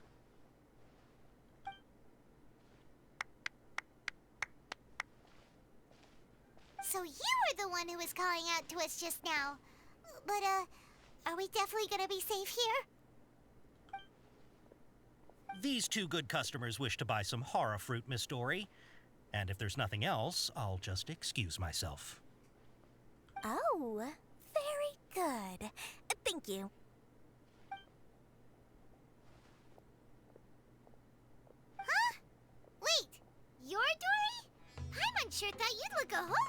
scarier. Hey, what are you trying to say, Princess Pea-Brain? I can be scary enough when I need to be, believe you me. If you don't watch what you say, then you can forget about doing any business. But it seems you two have actually done pretty well so far. Not only did you manage to find the informant, your reactions were also pretty sharp. You don't really look like criminals or anything, but I bet my Mora that you've been involved in some shady dealings, haven't you? Paimon's not sure if that's supposed to be a compliment, but we'll take it. I can't risk doing business with people who start huffing and puffing after just a few paces, no matter how much Mora they might have. Not only will they get caught by the Matra, but they'll also get us into trouble. As decent folks trying to run an honest business, we don't need any of that. Wouldn't you agree? So that's why I prefer to have customers like you. It's your first time here, but don't worry, I won't ask too many questions. Even if you wish to buy enough knowledge capsules to decorate your house with, please, knock yourself out. As long as you have lots of round, shiny Mora, then we're all good. Can you show us your products? Ah, yes, of course, of course. Go ahead, help yourselves. Voila! Wow, she has a trove of canned knowledge. Whew. She'd probably be in serious trouble if the Matra caught her with all this. What kind of products do you seek, my dear customers? Don't worry, I'm not interested in your reasons for buying. I can, however, offer some suggestions. Take this one, for example. An analysis of the sociological ideology and dialectics of the Hilichurls. Only 3 people in all of Teyvat have ever studied it, making it extremely rare. It's on sale now for 350,000 Mora. Yeesh, who would want to be an expert in that topic? Or how about the architectural styles and construction methods of Teyvat in the early Archon War period? With this one, you can become an expert in historic architecture preservation and find an excellent, well-paying job in nearly any nation. Ooh, now this sounds like it could be useful. 2 million Mora, and it's yours. No discounts. Whoa! That's a lot of Mora! Of course, you are free to pick whatever your hearts desire. The contents and price of each knowledge capsule are indicated in small text on the body of each one, down at the bottom. Alright, let's try the method that Alhaitham mentioned.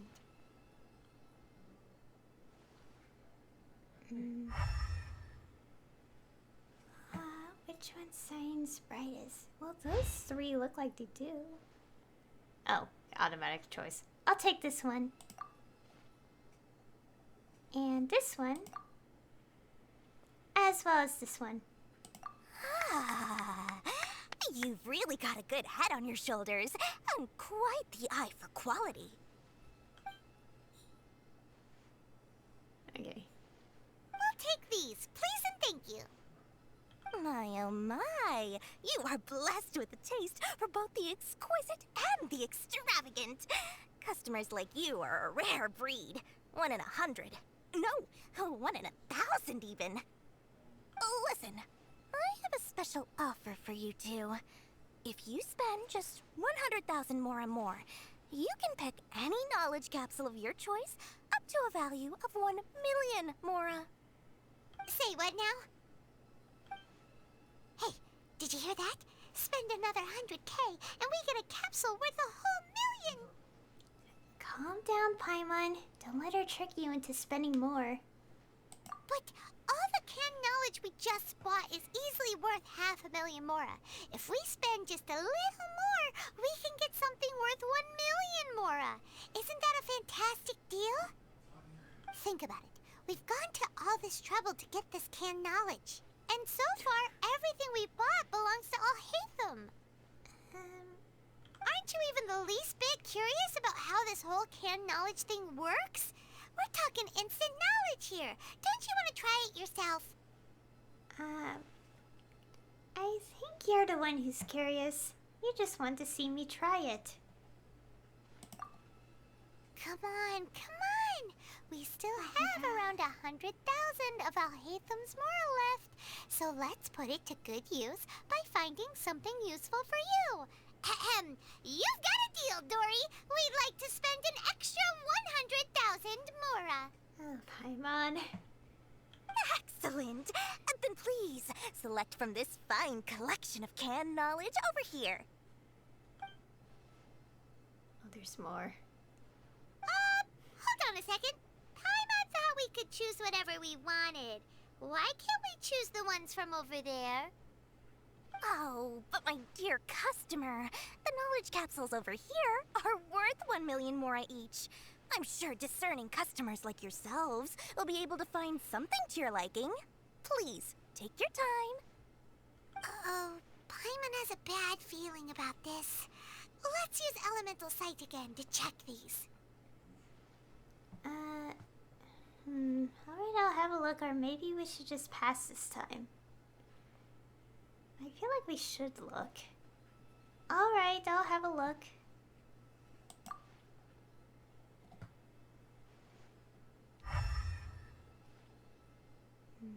Yeah, they're normal. So, what did you see? They all seem to be equally bright. So, they're all worth about the same amount? Well, anyway, the Mora's already been spent, so let's at least try to find something useful. Let Paimon take a look here. An introduction to traditional Sumeru brewing techniques, the art of growing spices, an overview of ancient runes. Oh, how about this one? Sword Fighting Techniques 8. Not sure we'd ever find volumes 1 through 7, but at least this knowledge should be useful, right?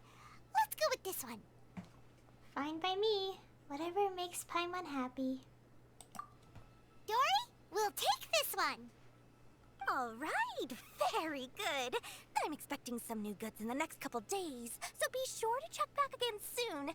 Whether it's canned knowledge or anything else you need, bring your Mora to Dory and doors will open.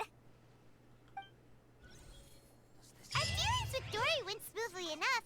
Let's head to Wakala Funduk and meet up with Alhaitham. Trust me, I'll find Hopefully now he'll finally tell us about what the Academia lost. Okay. Also, we got this as a very unique one. Huh. Interesting. That's a very special, item. Quest item.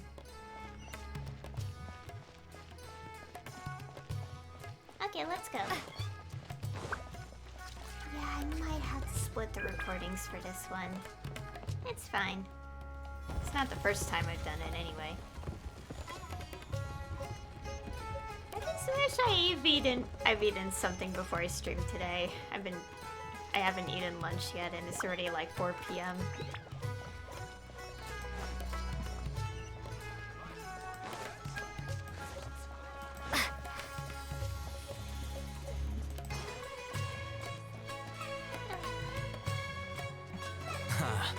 You two made it.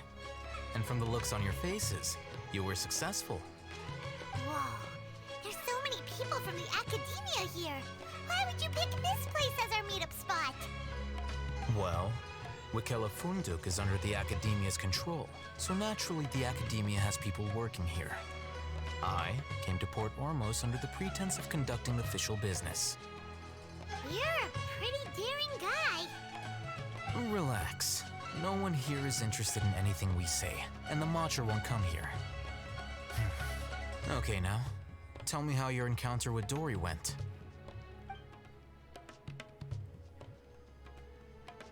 Okay, we did what you asked. So, can you tell us about the knowledge capsule that the Academia lost now? Before that, I have to ask, why are you two so intent on tracking it down? You don't have to answer, of course. Well, it's not a secret or anything. We want to meet with the Dendro Archon. Yeah, she just wants to meet the God of Wisdom and ask her about something important. We've been in Sumeru for a while now, but we still haven't found a way. When we heard that the Academia had lost something that might be related to the gods, we came here in case it turned out to be our lucky break. In that case, you're on the right track. A short while ago, the Academia lost a knowledge capsule in the desert. It's supposedly a divine knowledge capsule. Use it, and you'll gain the wisdom of the gods. Wow! There's really such a thing as that? Hey, if we find it, do you think we could learn how to meet the Dendro Archon? Ooh, or even how to find your brother?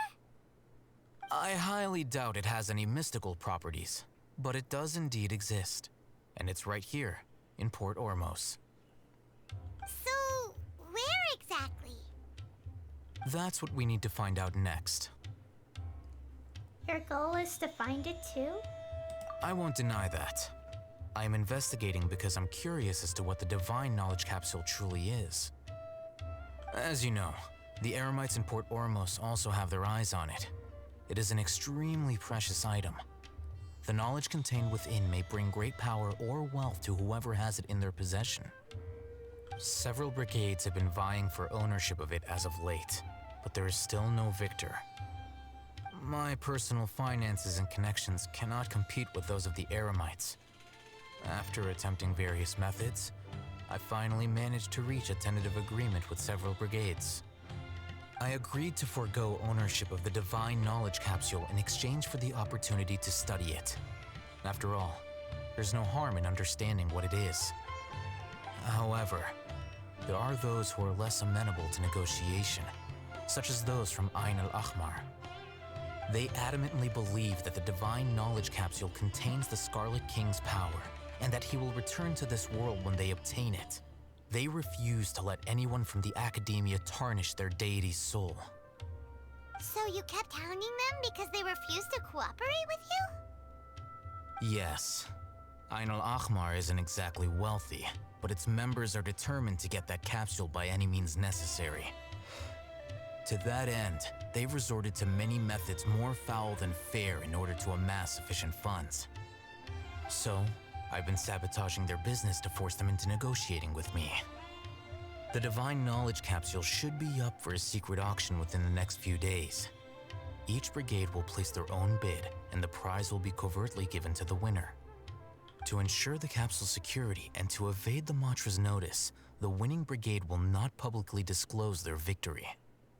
Unless I know whose hands the divine knowledge capsule ends up in, my agreements with them will fall through. Dory is the most reliable source of information, but that avenue was previously closed to me.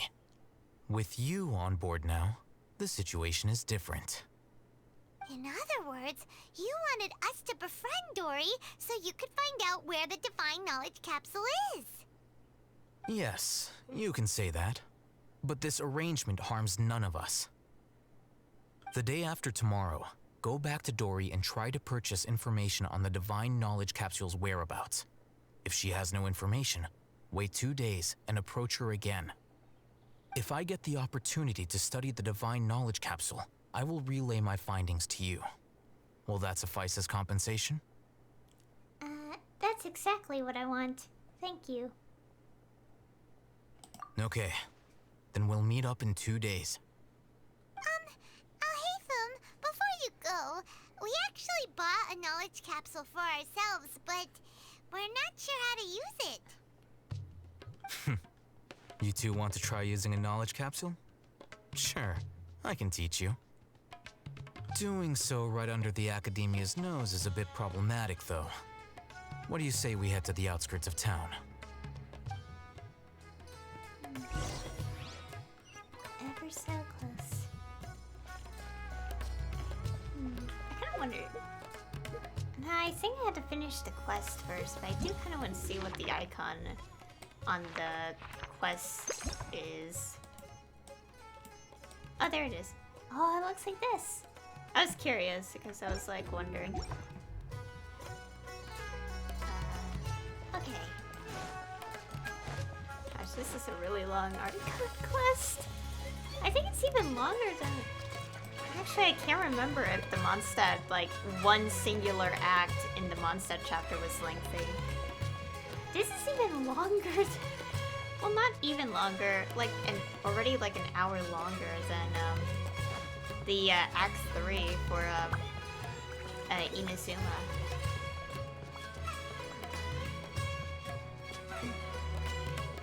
Got my throat.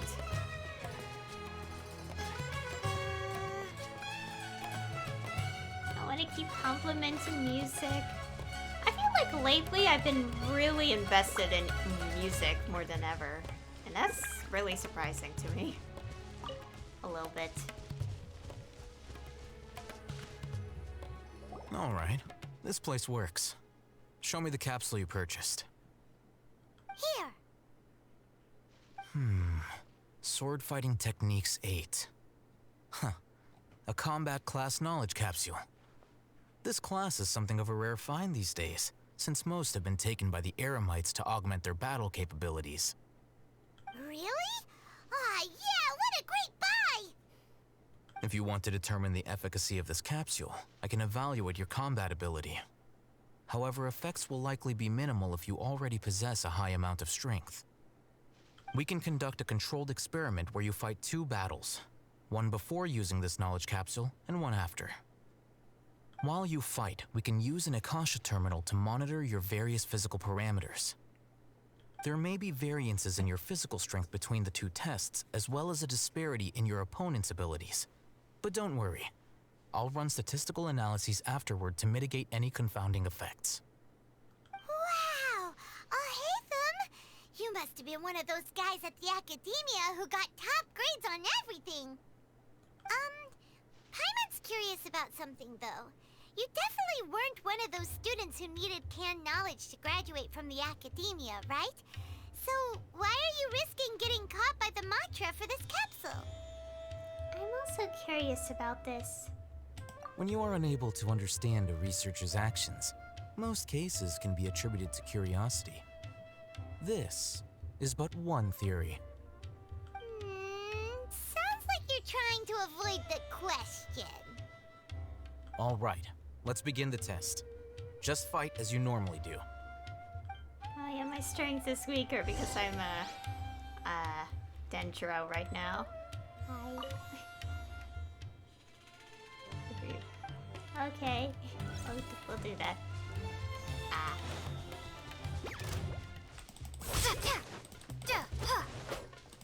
Already running away! Gosh, I can't do this. Propagate!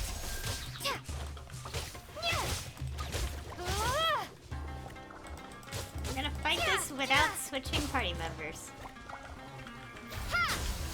Ooh.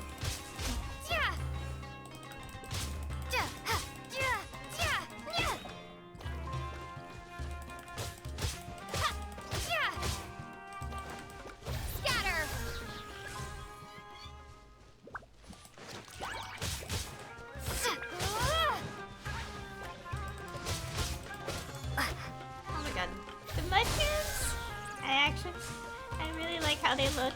They're so cute. As I beat them.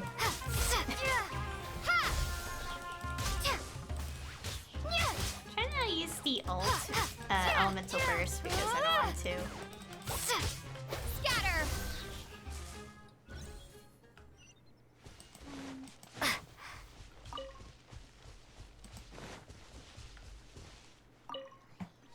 All right. I'll link your Akasha terminal to record data. The next step is to use this knowledge capsule. Hold it in your hand. I'll help you establish a connection with it so you can activate its power.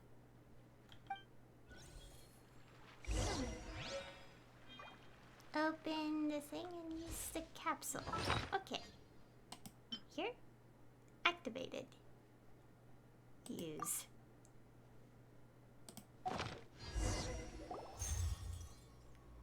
As if I saw countless sword-wielding figures fighting one moment, and then in the next, they disappeared into the recesses of my memory.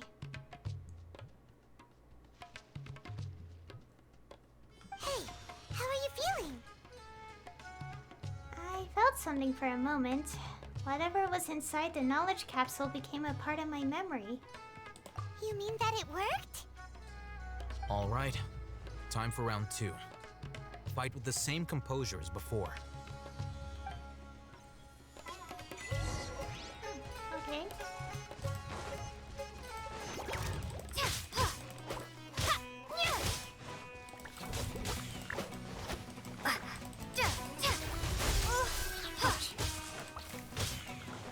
I'm effective at Dendro and Cryo.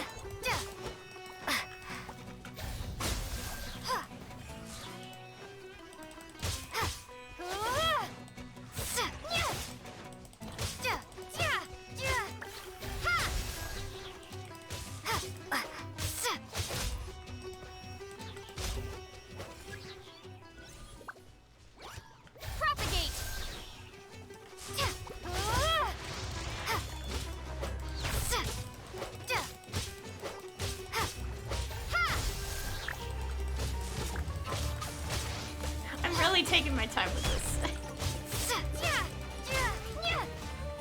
Scatter!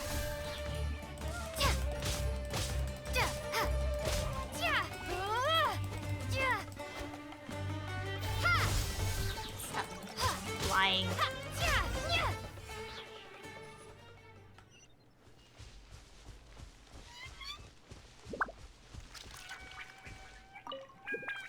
Now, I'll start recording data again. Oh, hey, Thumb. How's it going? Well, the knowledge capsule you purchased did improve her combat capability. During the second fight, her overall fighting performance increased by 0.073%. Wait, how much? Well, this much. That's basically 0. Dory's such a jerk! She totally scammed us! 1 million mora? This thing isn't worth a tenth of that amount! Of course, this could be because she is so powerful that the capsule's contents were unable to produce a substantial increase. At the very least, this test allowed me to gain more insight into you two. Our deal seems increasingly worth my investment. I'm heading back to Akela Funduk. I await your response in 2 days' time. This is Mora for when you ask Dory for information. Pay her as much as she requests. Okay. Wait until 7 p.m. I mean, 7, not p.m. a.m. Oh, protect us. To heal up. 2 days from now. First, let's go get the achievements.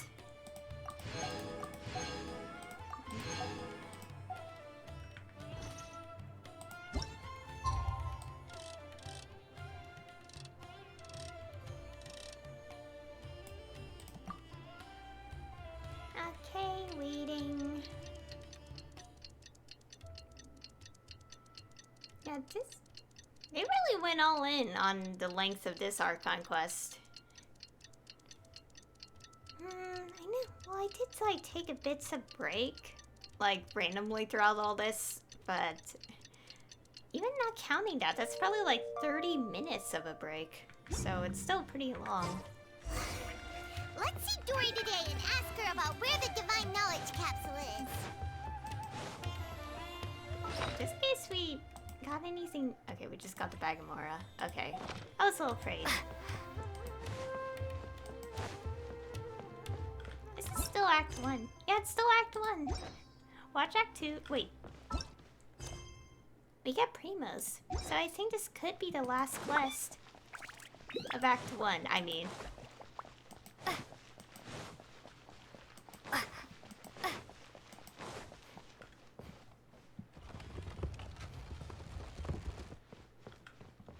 I don't know, I'm probably just jumping to conclusions. I apologize.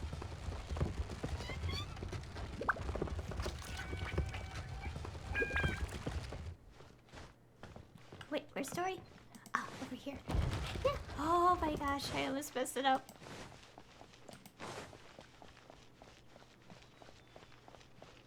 Hello there. Welcome back, my loyal patrons. What can I do for you this time? You name it.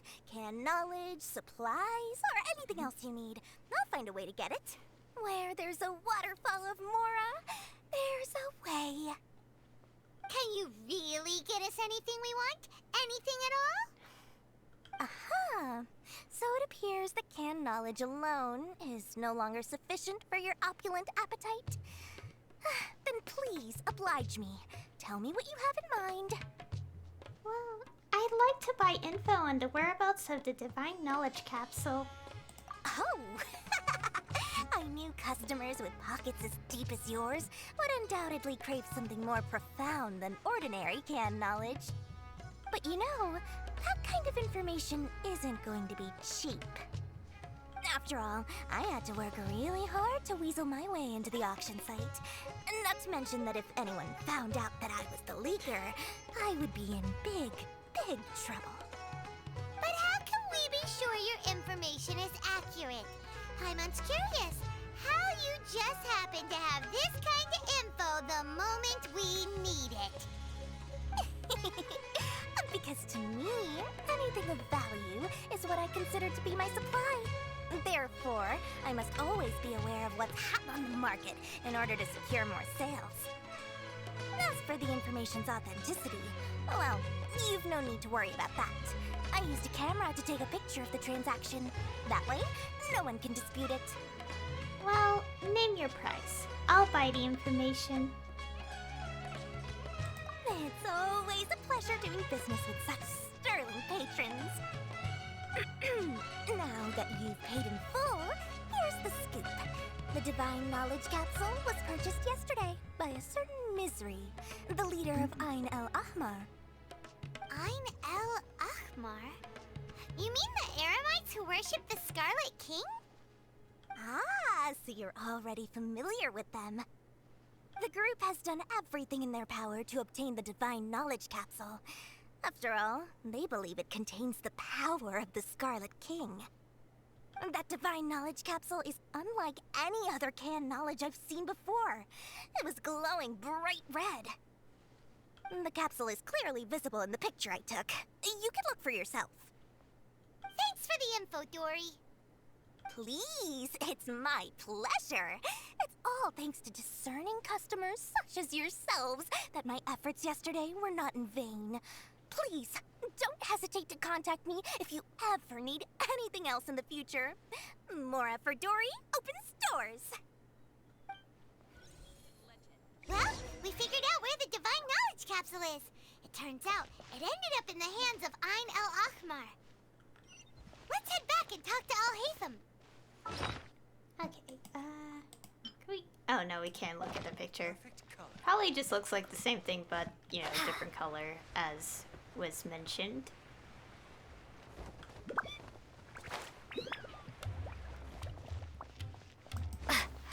Let's go.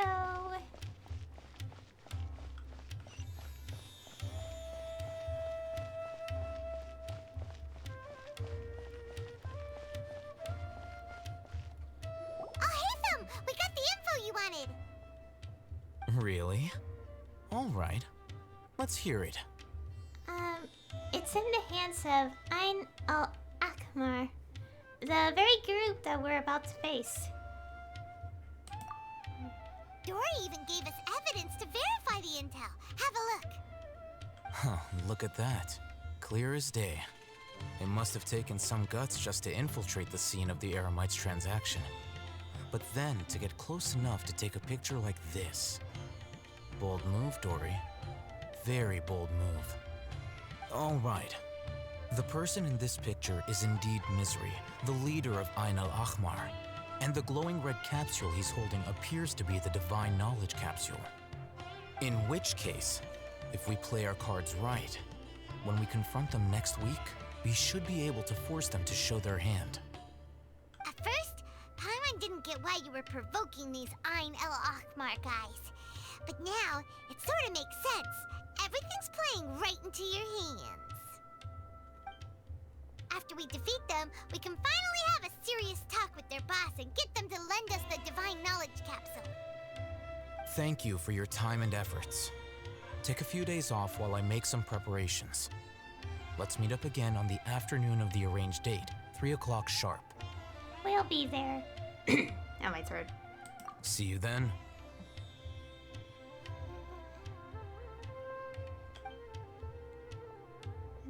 On the day of the meeting, okay. Oh, Haytham sure is taking his time. Where could he be? Oh, there he is. Sorry to keep you waiting. Let's head to the pier in front of Pharos Lighthouse. Yep, let's go. Okay. Go to the agreed location. Others.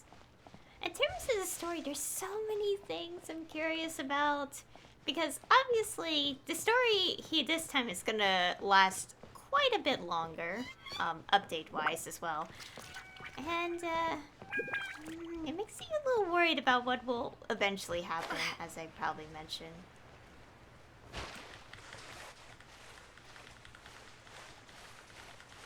But I am so curious.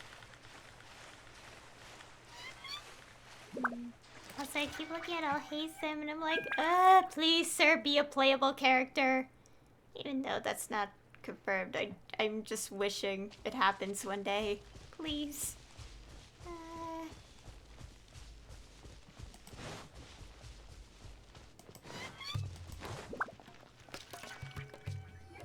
Alhaitham. I knew you were crazy, but I didn't know you were crazy enough to actually show up. It was I who demanded that these negotiations take place. I was more worried that you might go back on your promise. But to your credit, it appears that you're sticking to your word. This is turning into quite an occasion. I also brought some backup. I assume you don't mind. Backup? Aren't you the brat from the restaurant the other day? You've come to support this lunatic because he helped you out? Fine, your funeral. I'm not going to mince my words. Once we're done with you, you'll be nothing more than fish food. Get 'em, boys!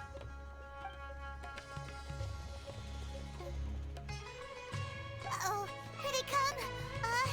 Good luck, you two. Oh boy. Oz reveal by... Where do you Let's think you're... dance! Propagate!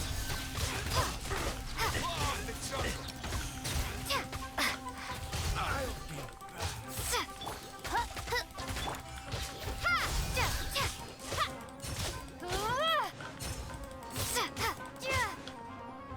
I'll be back. Following orders.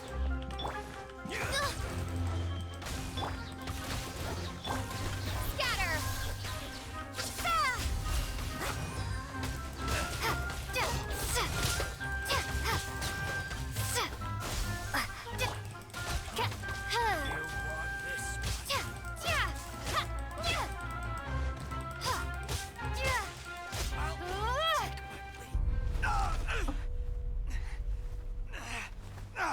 Academia scum!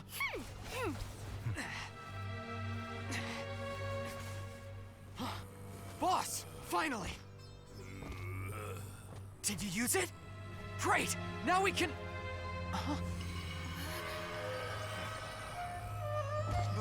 Boss?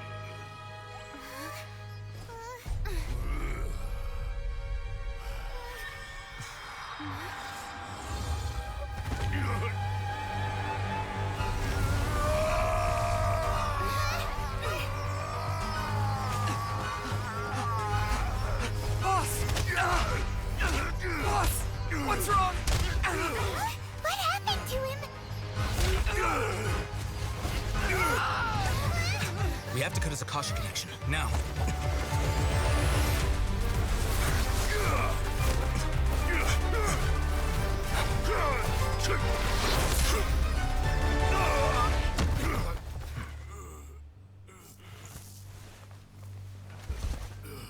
Target acquired. Arrest him.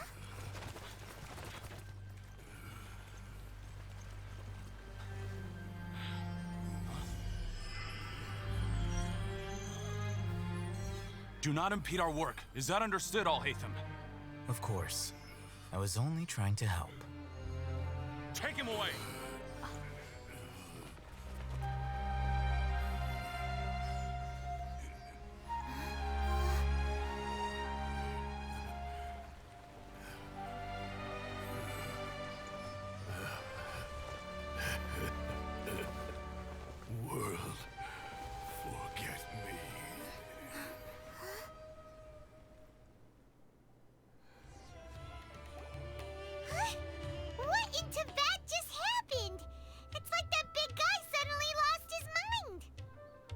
It looks like he used the Divine Knowledge Capsule. You mean the Divine Knowledge Capsule did that to him? Speaking of which, I forgot how the name's pronounced. Apasia did mention. Oh yeah, you mean how some researchers go insane after getting knowledge from Irminsul? I've heard of numerous incidents of researchers in Satyavada life going insane.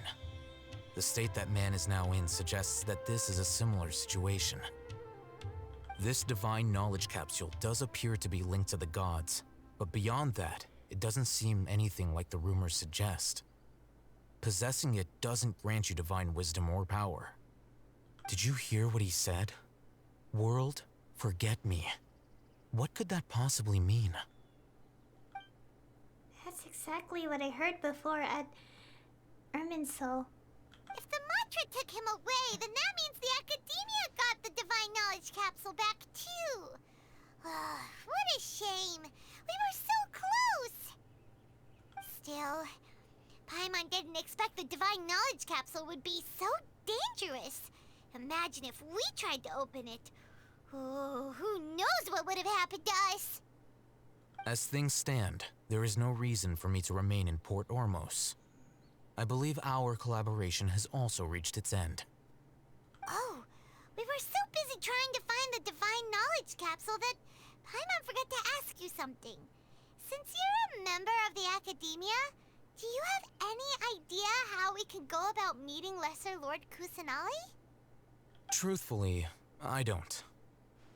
Lesser Lord Kusanali appears to exist outside of Sumeru's entire administration. Most of the time, you wouldn't know she exists at all. Moreover, since the Academia possesses the Akasha, a symbol of our deity's wisdom, scholars have no reason to desire to make contact with the deity herself anyway. Everything about Lesser Lord Kusanali is such a mystery. I'm heading back to the Academia. How about you two? It's almost the day of the Sub-Zero's festival. Maybe we should head back too. We've been rushed off our feet over the past few days, so maybe a little rest and relaxation will do us good. You have a point. Let's return to Sumeru City. Then we'll part ways here, Alhaitham, until we meet again.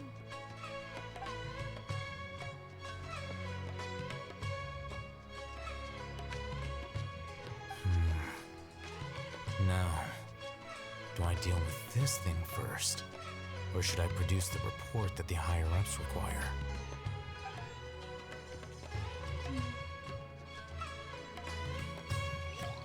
Oh, and that's finally the end of Act 1. Oh boy, that was a lot. A lot to take in too, you know, new city and all that. Okay, so I guess I should not approach Sumeru City. Okay, that's the goal. Don't approach that place at whatever I do, don't approach. Yeah, I saw that. Oh, hey, Sam, I saw you snatch that. A bit, seems a bit suspicious. But, I'm just like, who cares? I want him to be a playable character. Oh, yeah, I still have one more thing to do. And also I had to find a stupid boss enemy. Where is it? Wait, what does thingy tell me? Yeah, I'll probably do exploration between streams. Where is this thing? Where is it?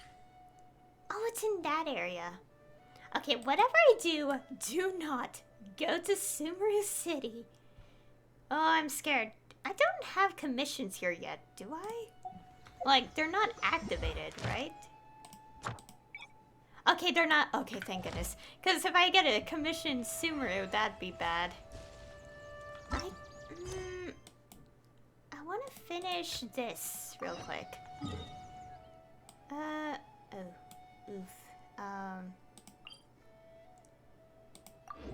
Let's do this real quick. Yeah, this will be split in half. As I say, no matter. Like, because I was like thinking, is this gonna bite us later in some way? Not really bite us, but will this kind of be relevant? But either way, it would just... Oh. So Tandra's supposed to be here in Gandharvaville looking for inspiration. But how do we find him? Should we yell his name at the top of our lungs? That sounds like a bad idea. We might alert the forest rangers. Hey, buddy. What's your name? What are you doing here all alone? Do you live in Gandharvaville? Regardless, don't worry. As a trainee forest ranger, I'll do everything I can to help you. Hi, Miss Forest Ranger. I'm Rozzy. Don't mind me. I know the way back to Gandharvaville. When people say, don't mind me, what they really mean is don't worry about me. That's all the more reason not to leave you alone.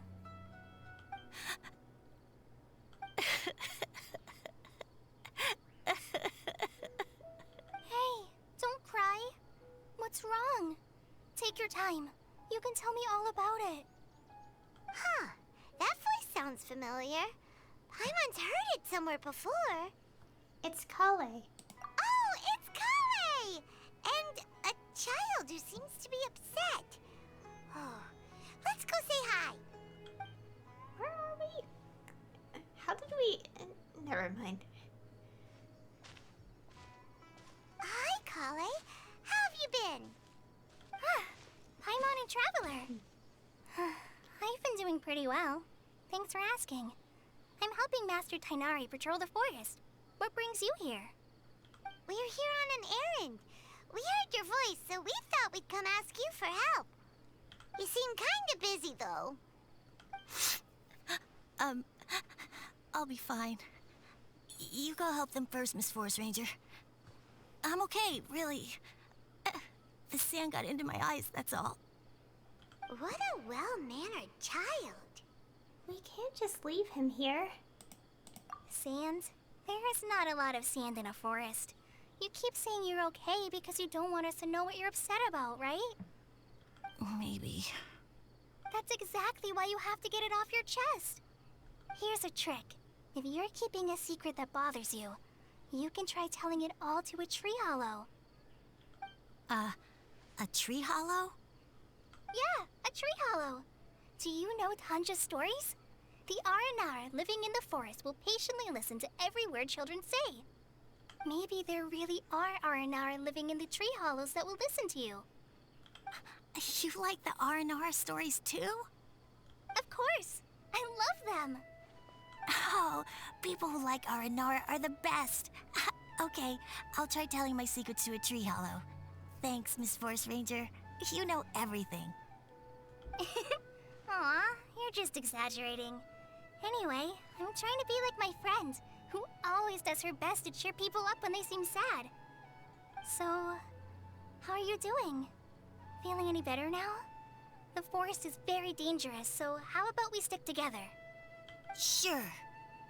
Wow, Kale's so good with kids. A forest ranger you can trust. You handled that expertly. Well, helping children who are lost in the rainforest is all part of a forest ranger's duty. So, what was it you wanted help with? You're not lost too, are you? No. We actually want to go deeper into the forest.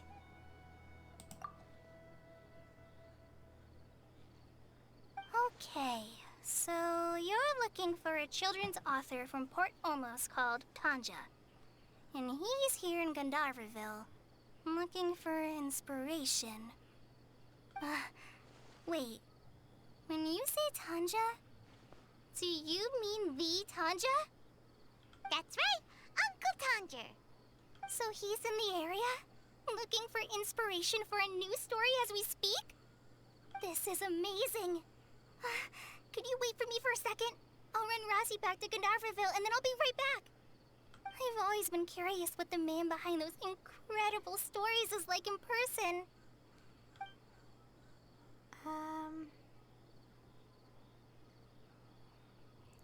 What? Maybe he's a genius who spent... I don't know. I don't even know what to say here. Maybe he's a genius who spends a lot of time in solitary confinement?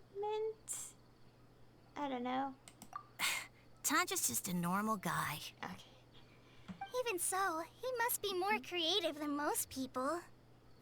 Wait, hold on. Rossi, do you mean you've met Tanja before? Mm-hmm. He's my dad. Oh. Your dad? Tanja's your dad? As in you're Tanja's son? Uh-huh. Ah, hi, Muncies. That guy at Akara Crafts told us that Tanja brought his son along with him. So he meant Rossi. Why are you here on your own, though? Did you and Tanja get separated? We had an argument. I was upset, so I ran off here by myself. Oh, in that case, we should take you back to Gandaverville first. Then we'll look for your dad and tell him where you are. No, I'm good. Thanks for your advice, Kale. I'm not so upset anymore. Come with me. I'll take you to him. Yay! Thanks, Rossi! Paimon thought we'd be spending the whole day looking for him. Woohoo! Oh my gosh! I can't believe I'm actually gonna meet the Tanja!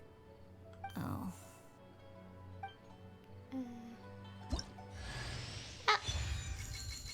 There she is. So Tanja headed this way. I know this place pretty well. Follow me. Okay, oh, I think I activated something else at the same time. Yeah.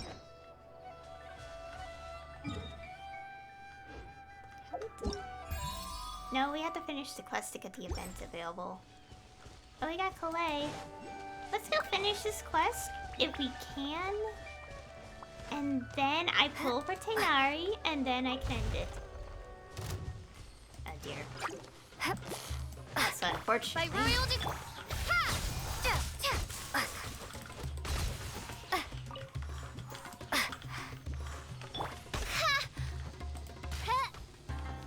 I hate this stupid slime.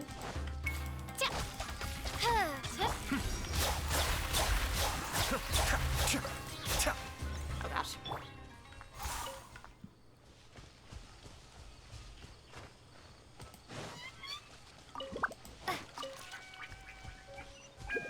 All the way there.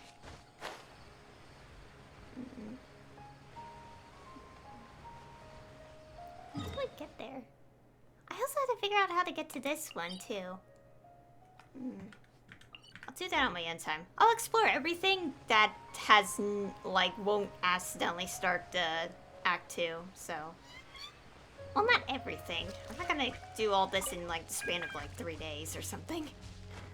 That'd be a bit much, even for me.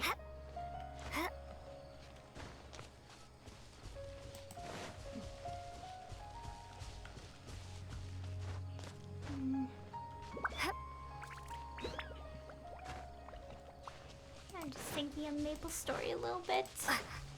And the fact that I seriously wish MapleStory added a story, like, mode feature or something. Long story. Rossi! Where are you, Rossi? Someone's calling for Rossi over there.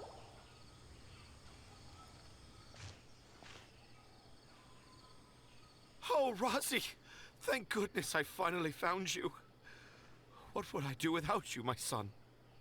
Were you in danger? Did the wild beasts scare you? Did the stars guide your way? I'm okay. All thanks to their help. Thank you. Thank you all. I dare say that even the most cold-hearted Spino crocodile would be moved to tears by your kindness. Oh, it's nothing. It's all part of my responsibility as a trainee forest ranger.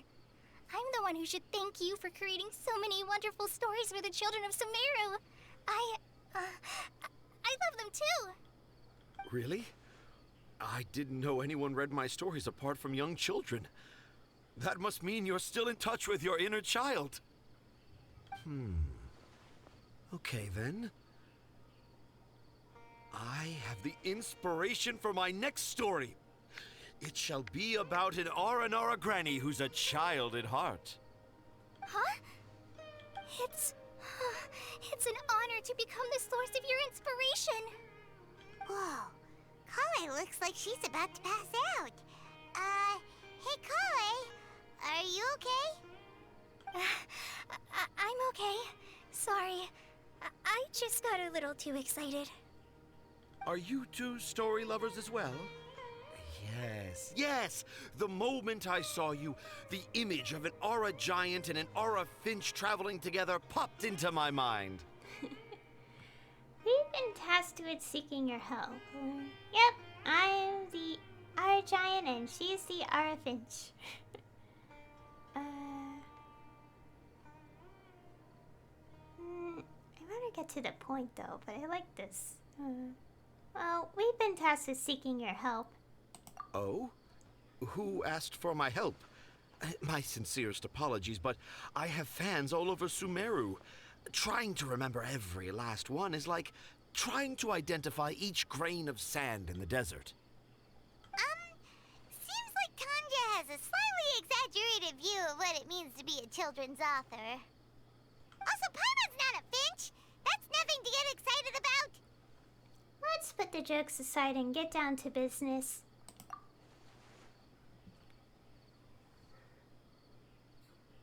Akara Crafts. Akara Crafts. Oh, right. I remember now.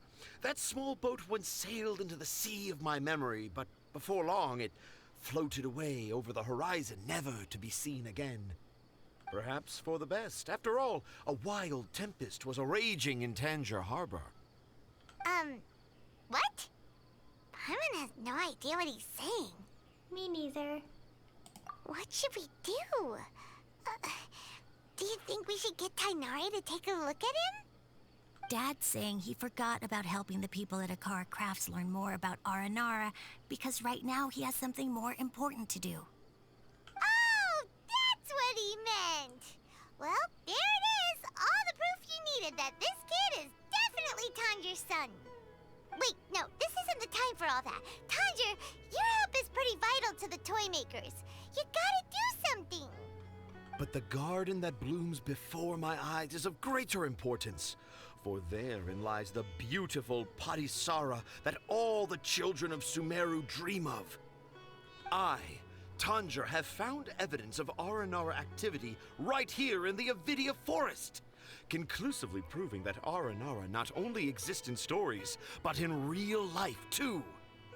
If I manage to document the first real-life Aranara sighting, the petty problems that perplex Akara Crafts will be untangled in no time. Meanwhile, I may well be able to leverage this to assume leadership of the academia. Then all across Sumeru will know of the great Tanger living in humble Port Ormos.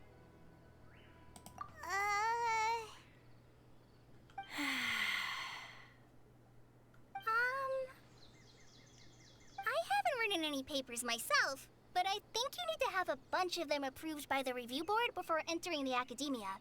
You also need a detailed and objective experiment record. Anyway, Tanja, what did you mean by evidence of Aranara activity? The hook's what's important in a story. The great storyteller Tanger never gives his audience the bait right away. Come with me. Wait, not that way. Kale, what's wrong?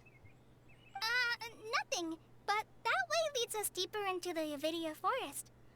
I'm just concerned for Tanja's safety. And I think I'm starting to understand why Razi and Tanja were fighting. Maybe there's something else going on. Maybe that's the secret Razi was keeping.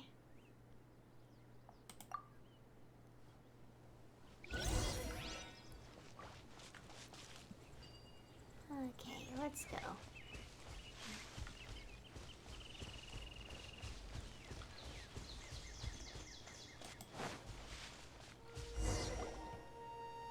Just as I expected, the promise of one of my stories has kept you hot on my heels.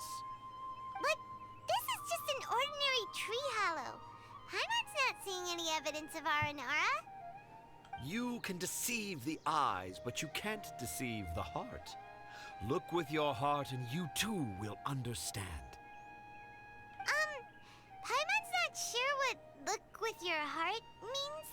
But anyway, let's start by investigating the area around this tree hollow.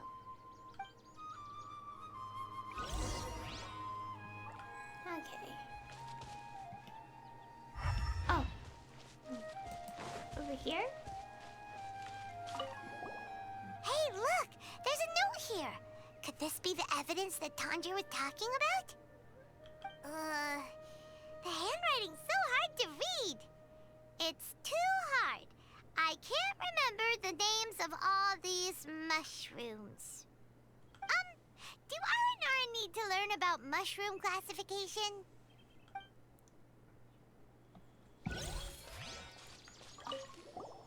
Here's another note that says, "This tree hollow is my castle." That sounds more like something an R&R from the stories would say.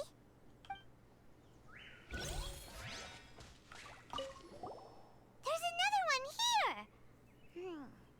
If only I were a clever Aranara. A clever Aranara. Is the emphasis on clever or Aranara?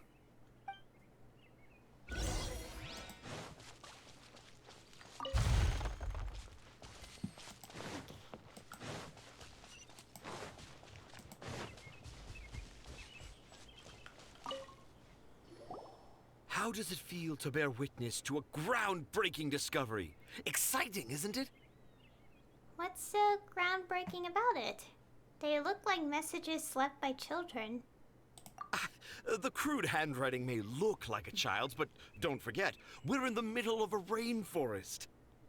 I doubt that a child would be able to reach this deep into the forest, and I doubt even more that they would think of this lowly tree hollow as some sort of impenetrable castle. I boldly hypothesize that this tree hollow is in fact the Aranara's academia. The notes we saw were written by the Aranara themselves. There is no doubt in my mind about that. An Aranara that wasn't so bright left a note here wishing to become a clever Aranara. Oh, I shall craft a new story for them and call it The Aranara in the Tree Hollow. How's that?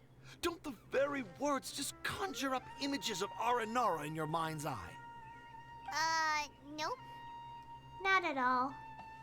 Well, many an adventurer knows how to take to the skies with their easily visible wind gliders, yet they do not possess the invisible wings of imagination, making it hard for them to keep up with my train of thought. How about you, Miss Forest Ranger? Do you soar into the atmosphere on the wings of imagination? Huh? Me? I don't know. Maybe I do, but maybe not. Anyway, it has nothing to do with me, so... Kale, is everything okay? Yeah, I'm fine. It's just that witnessing Tanja's creative process is a little... Overwhelming. Oh, yes. Yes. Overwhelming. For now, I've decided to stay here with Razi until we witness the legendary moment when the Aranara appear in this hollow. Don't worry, I won't let the Akara Crafts toymakers down. When a real Aranara appears, their little troubles will be resolved in an instant. He seems pretty stubborn. Looks like we'll have to stay here and wait a little longer. No, I think we should return to our camp first. Tanja, in Aranara and the Three Little Fungus, it says that Aranara are very sensitive creatures. I don't think they'll show up if we stay here. Oh? Was that in the story? Ah, yes, I remember now. Miss Forest Ranger, you sure know your stuff. In that case, let's go back to camp and call it a day. We'll continue our search for evidence first thing in the morning. Okay. How long are these quests?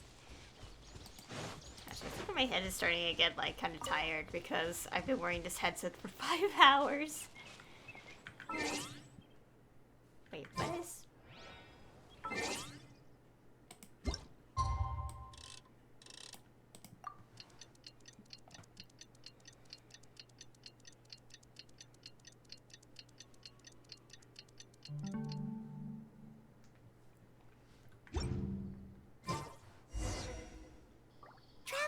Traveler, wake up! What's wrong? Did the Aranara show up?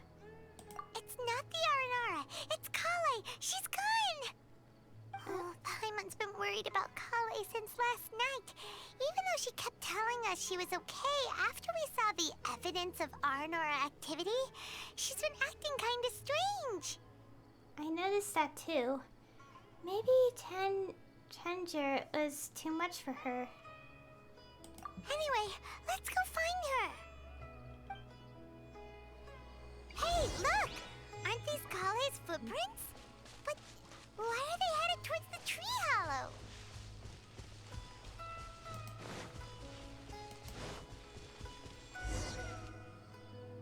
So Kale came back here alone. Is she waiting for the Aranara to show up? And I thought this was a place nobody knew about. I never thought Tanja would find it, or that I would run into the Traveler in Paimon. If I'd known, I would have just told the tree hollow instead of writing it down. There must be another way to practice my handwriting. Now I've created a whole new problem for myself. What do I do now? Dress up as an Haranara? Oh, no, that won't work. I should be writing something that an Aranara would never say, so that Tanja won't mistake me for one of them. But what should I write? What should I write? Oh, I've got it! There's no way Tanja could see this as the work of an Aranara. So the evidence of Aranara activity we saw during the day was actually evidence of Kale's activity. But why didn't she just tell Tanger? Perhaps that's her secret. Oh, right. Kale told Razi that he could tell any secret to a tree hollow. Must be because that's what she does. And now she even writes it down. Kale must have her reasons. Yeah, you're right. We'll keep her secret for her. Oh, looks like she's almost done writing. Let's head back.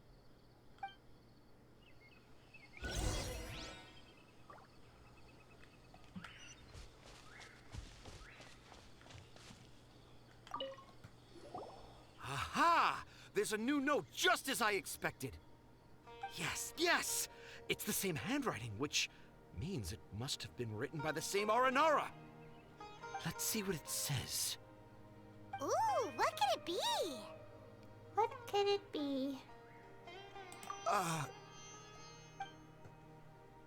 want to visit Mondstadt during the Ludi Harpastum again?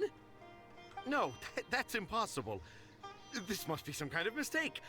How could an Aranara go to Mondstadt for the Ludi Harpastum? Even I would never write that into a fairy tale. So, in other words, the notes can't have been left by an Aranara. Yeah. If you ask me, they were probably left by a passing merchant from Mondstadt or something. Definitely not an Aranara. No, I refuse to believe it.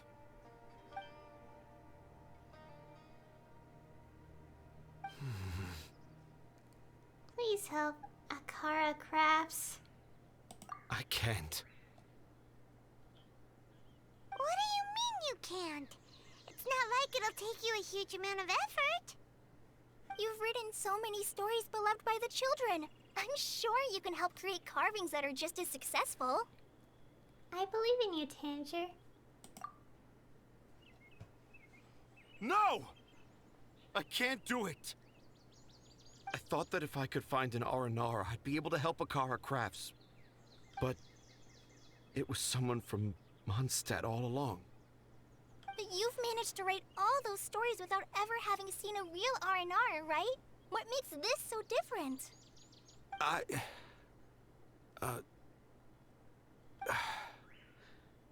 Razi, you tell them. Really? Can I? Yes, it's fine. Tell them. I know this is the moment you've been waiting for. Okay.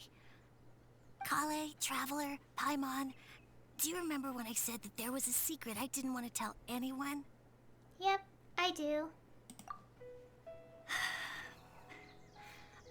I didn't want to tell anyone the secret, but it made me feel very sad and also turned Dad into a completely different person. So, I think I should tell you. Dad isn't the one who came up with all those Aranara stories. What? Hold on. So if Uncle Tanja wasn't the author, then who was it? Wait. You don't mean...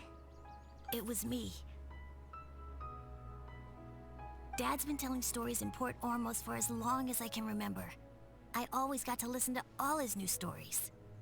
Every night, Dad would give me a Zaytun peach for dinner, and I'd eat it while he told his stories. The Zaytun peaches were delicious, but Dad's stories were really bad. He always uses sentences that are really hard to understand and strange, metaphors, I think they're called. But Dad kept on going, telling his stories again and again. Oh, one time, he even borrowed a camera from Lord Sangema Bey's shop and got me to take pictures of him in action. Dad showed me the picture and said that it shall become the precious record of Sumeru's best storyteller early in his career. Even though I only had Zaytun peaches to eat and not so great stories to listen to, I was happy. Then one day, I tried telling Dad a story I came up with. Dad seemed really excited from the very beginning. He looked really happy. He lifted me up high into the air and told me to continue. He lifted me up so high that I was looking down at him. As I continued with my story, I saw his expression gradually change. And when I got to my favorite part, Dad started crying. I guess he must have been moved by my story. When Dad put me back down, I looked up at him again, but now he had a scary look in his eyes. You remember it so vividly. It's not only Razi. I, too, remember every detail of what happened that day. After that, I gradually grew in fame and started making money. I became Sumeru's best storyteller, just as I always dreamed. Finally, we could afford more than just Zaytun peaches for dinner. I thought it would make Razi happy. I was really happy at first, but then everyone started calling me Tanja's son instead of Razi. I kinda guessed why, but I also didn't want to believe it. Dad got busier with things that had nothing to do with storytelling, like that request from Akara Crafts. So I made up my mind that this time, I just want to be good old Razi so that Dad will become good old Dad again. Instead of Dad the way he is now, starting every story with, "Dedicated to my dearest Razi." I prefer my dad how he used to be, stumbling over words and not knowing how to end the story. That's why I decided to keep how I imagine R&R to look like a secret. Wait, Paimon gets it now. To sum up, all of Uncle Tandra's fairy tales were actually stories written by Razi. And because Razi didn't want Tandra to keep living a lie, he refused to help him with the Akara Crafts commission. Yes. That's why I tried looking for possible evidence of Aranara. But it turned out that I was just being a clown, as always. And not even a funny one. I'm a terrible father. I'm sorry, Razi. I'm so sorry. And I owe you all an apology, too, for wasting your time. Razi's the only one who can help Akara Crafts. If you can manage to persuade him, that is.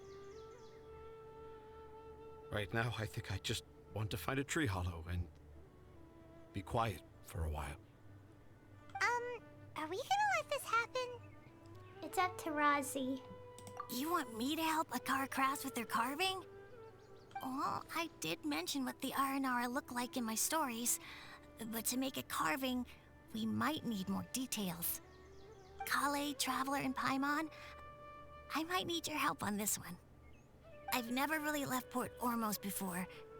This is my first time in Gandharvaville. Well, it's my first time being so far from home. Sumeru is so much bigger than I thought. Seeing new places has given me loads of new ideas for my Aranara stories. So I want to visit more places in Sumeru. That way, I can help Akara Crafts create an Aranara carving that everyone will love. And I also want to take pictures of Dad everywhere that we travel to. You still want me to come with you? Even after all I've done? Yeah, of course. Come on, you're the best dad ever. This is the happiest Razi has sounded since we met him. I want to thank you, Kale. Huh? Me? I didn't do anything to help. You told me about telling my secrets to a tree hollow. Even though I didn't have the time to find a tree hollow, telling everyone my secret made me feel so much better. Yeah. It's hard to keep too many secrets. And there's no need to hide our mistakes from others all the time. I made a lot of mistakes back in Mondstadt. But when I look back on them, it all feels more like a new beginning. I'm sure this experience will be the same for Tanja. Yes. I'll do my best to become a good father again. Wait. Did you just say you've been to Mondstadt?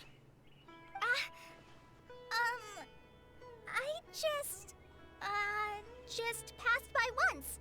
Never mind that. Come on now. Akara Crafts is waiting for us. Let's go, Razi. Grab that camera and see what hidden inspiration you can discover along the way. Okay, let's go. Come on, Dad. Razi, slow down and watch your step. Looks like everyone's in good spirits. Let's catch up with them.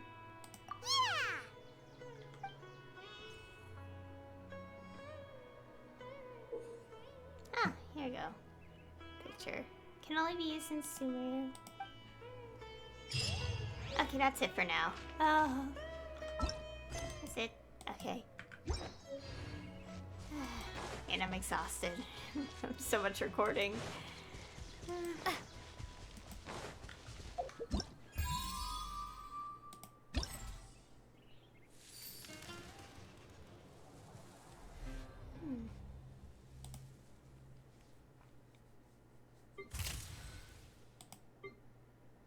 Okay, I'll do this on my own time. Just event stuff. Oh.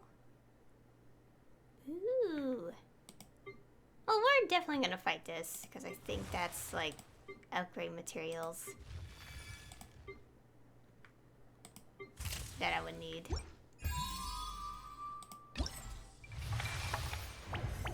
Huh. Let's see what's here. Oh, that's so cool. Okay, we're done for now. I'll ride the camera. We'll do that. I'll do it all later. For now, I really want to pull for Tighnari. Okay, we need to top up HP real quick.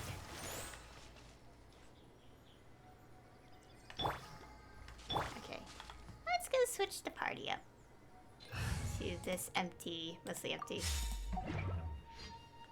Let's stick. We got Kale with us, so let's stick her in.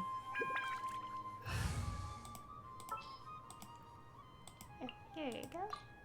Everything's ready. Let's go. Okay. I should probably be careful I want to...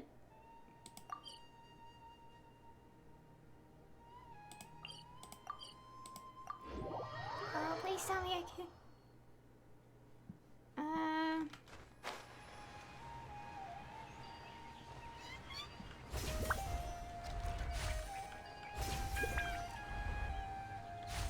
Okay, I don't know where a good place to pull for is, but I'm gonna pull somewhere around here. And, obviously, because, you know, most our level mats, Ascension mats, are in Sumeru, I can't really level them to, you know, 80 or anything. I say them because I wanted to include Kale. Like, I think I'm gonna level her as well, but it will take some time, so I'm like, have to consider what to do with upgrading characters this time. I think we'll stand right here. Maybe. Wait.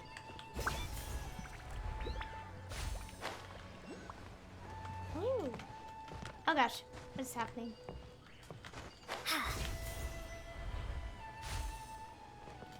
Oh, exquisite. A reward on the road. Exquisite chest.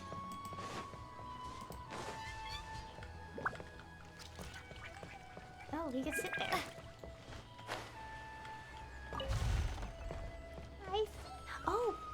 Oh gosh. Let me go get this first. And then I have to open up my counter, pity counter, and then pull for Tighnari. Oh no, there's something over there. Let me go pick it up. Because otherwise it'll bother me a lot. Can I activate it here? No, I can't. I'm too far away. My voice is kind of going out. Which is weird. I didn't really talk much, so it's like, how did that happen? Who knows?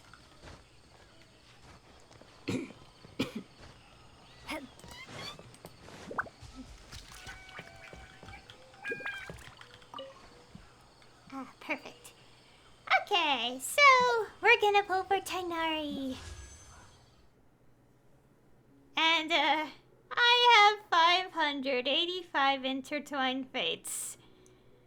Again, the reason I have this many is because I only pull for the male characters, intentionally.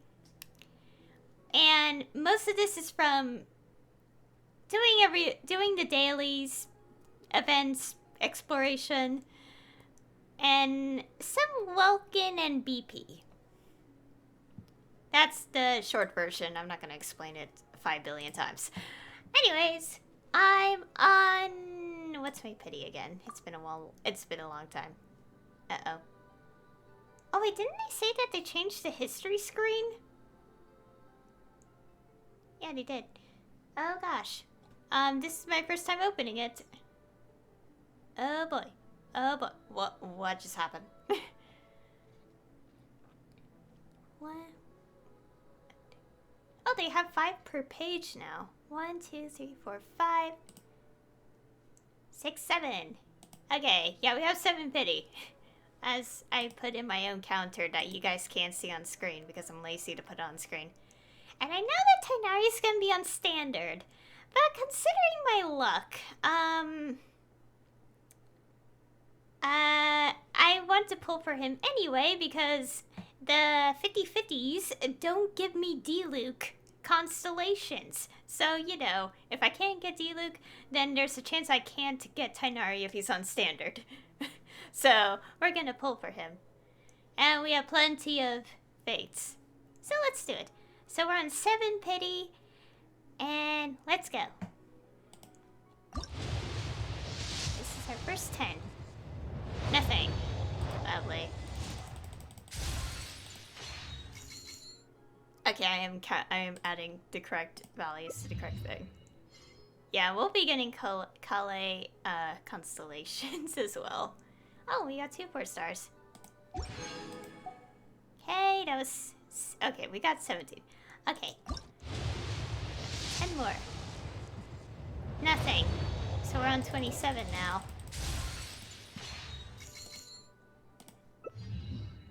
I got a racer and he's not on banner. Yay! I haven't used racer in a while. Anyways, another 10. Oh god, flag. Oh, that's early! Okay, 28. 29. 30.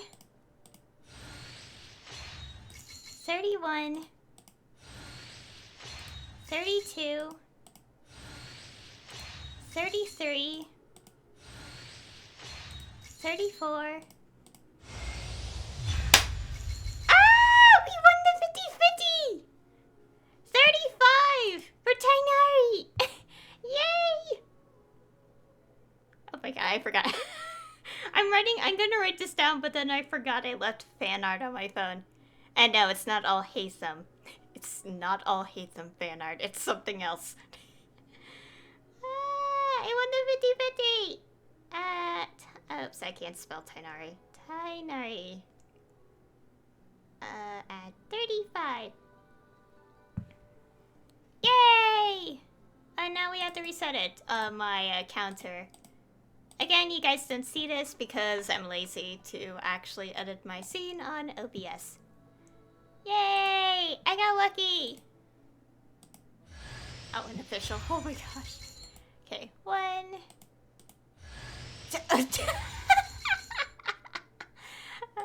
2. I got 2 officials. Yay! I seriously wish I got a Diona though. Well, I don't want to pull anymore, so yay! We only have to spend 30. Fates. Yeah, we're on 2 pity now. Yay! Diona can wait another day. Anyways, got Tighnari. Oh, he's in a party now. I forgot it. I did that on purpose. Oh, also because of these new characters, we should see their profile. I'll read all this eventually, but let's see what these characters have.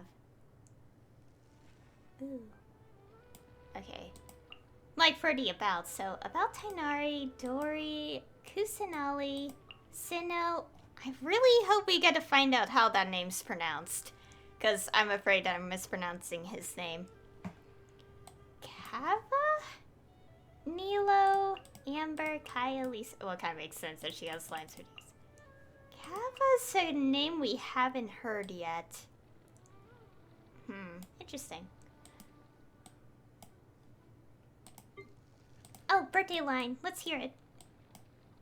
Happy birthday! Here's the cake I made for you, and here are the candles. So, yeah. Amber said in her letter that this would do the job. Oh, and here's the gift I got for you. I'm sorry. I don't have much experience arranging birthday parties. I have no idea if you'll like it. I'm getting all flustered now. If anything's not how you like it, please say, and I'll make absolutely sure to plan a nicer birthday celebration for you next year. Aww. And speaking of which, my birthday's in like less than 2 months, I think. Gosh, I'm old. I'll read all this eventually. Okay. Click the thingy. Okay. Okay. Kale, Sinnoh. Oh. Haytham, Kava, that name again. Okay. Dori, Layla. Okay, that's... Ooh, complete question mark. That's interesting. And Lisa. Oh, you know Lisa too. And Kusanali. Ah, interesting. So we have 2 new names. Oh, and birthday line. Happy birthday! I picked out a potted plant in full bloom for you. along with a gardening guide. If anything happens to it, don't hesitate to find me at any time. This plant comes with a Forest Watcher lifetime guarantee. I'll have you know, a lot of flowers are in season on your birthday. It took me forever to choose one. I'll get you a different species next year. Okay. Also, we're gonna give you this lovely bow I got literally last update.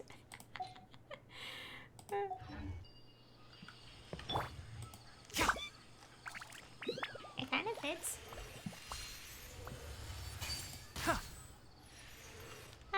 Oh yeah, I could at least level him to 20. Let's do that. Huh?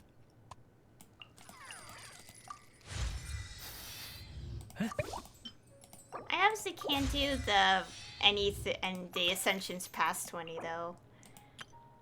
Yeah, this thing. I do have a lot of these. Oh my god, I have 1,200. Oh my god, the noise! Anyways, ascend once. Germinating seeds break through the soil and take root. Okay. And dendro damage bonus. Nice. Oh, and some Queen Fates. Oh yeah, that's just telling me about that. Okay. So anyway, yeah, I'm gonna end it here now because I do need to get this footage organized. Yeah, this is gonna be split into 2 videos for sure.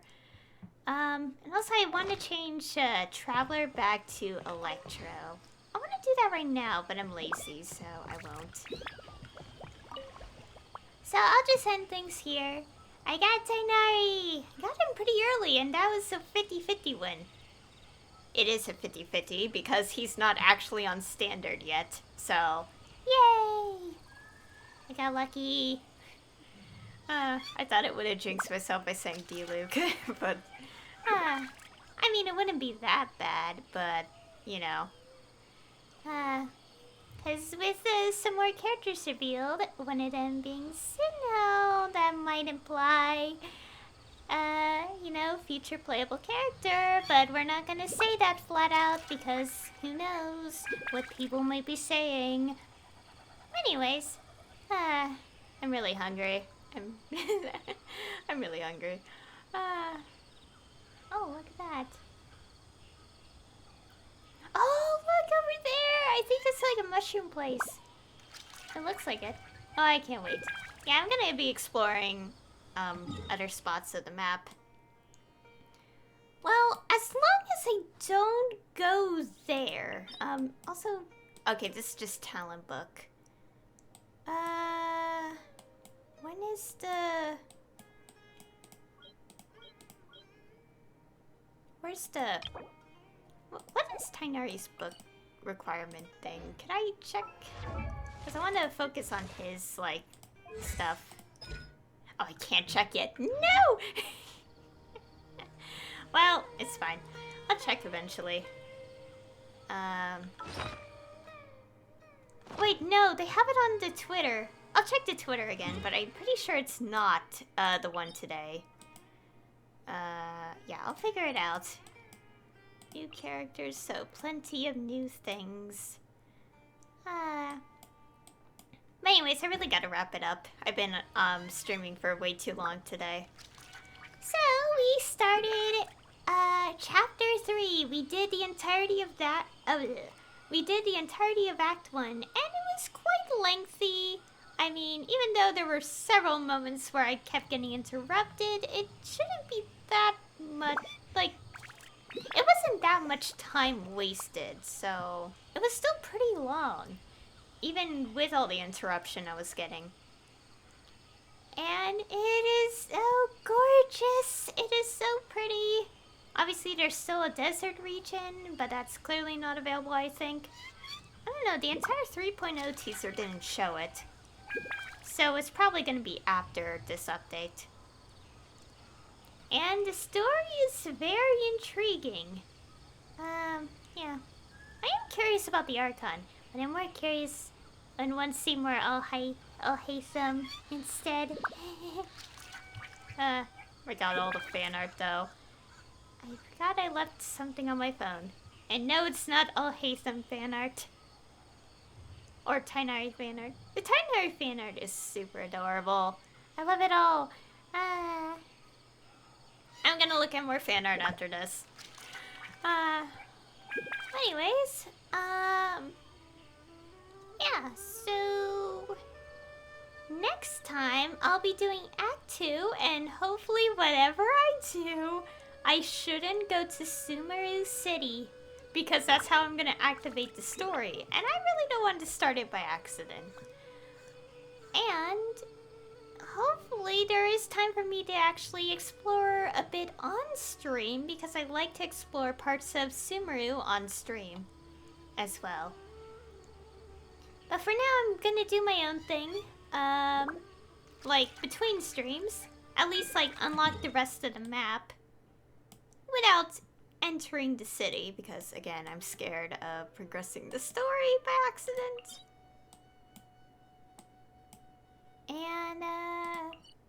And we'll go from there. The story is already really interesting. I think what's getting me more interested is the fact that it's going to be like covered in more update numbers. I mean, obviously we have character stories which add more lore and stuff, but specifically the Archon quests, they're gonna last like another, like a third update, because Inazuma was 2 updates, Archon quest wise. Not counting the Traveler act, by the way. So I'm very curious of what'll happen. It's gonna be very interesting, and I cannot wait. It does make me nervous about what's gonna happen, naturally. Like, seriously, like, before, like, Inazuma's, like, Act 3 was released, I was so scared for Kazuha that I couldn't even rest after the 2.1 trailer last year. I couldn't even rest. I was so worried for Kazuha. So I feel like we're gonna have probably like similar feelings, like with like, oh no, please character, don't, you know, I'm worried for the characters. But that'll wait for another time. We still have to see Act 2 and see how things will progress in future updates after all, so yeah. And also I'm gonna try to level Tighnari and Calais. I'll probably focus on Tighnari first, and then I'll focus on Calais because, oh boy, they require the same materials, right? Yeah, the same boss material. Yeah, that'll take a while. So anyway, thank you all for watching. And I'll see you all next time.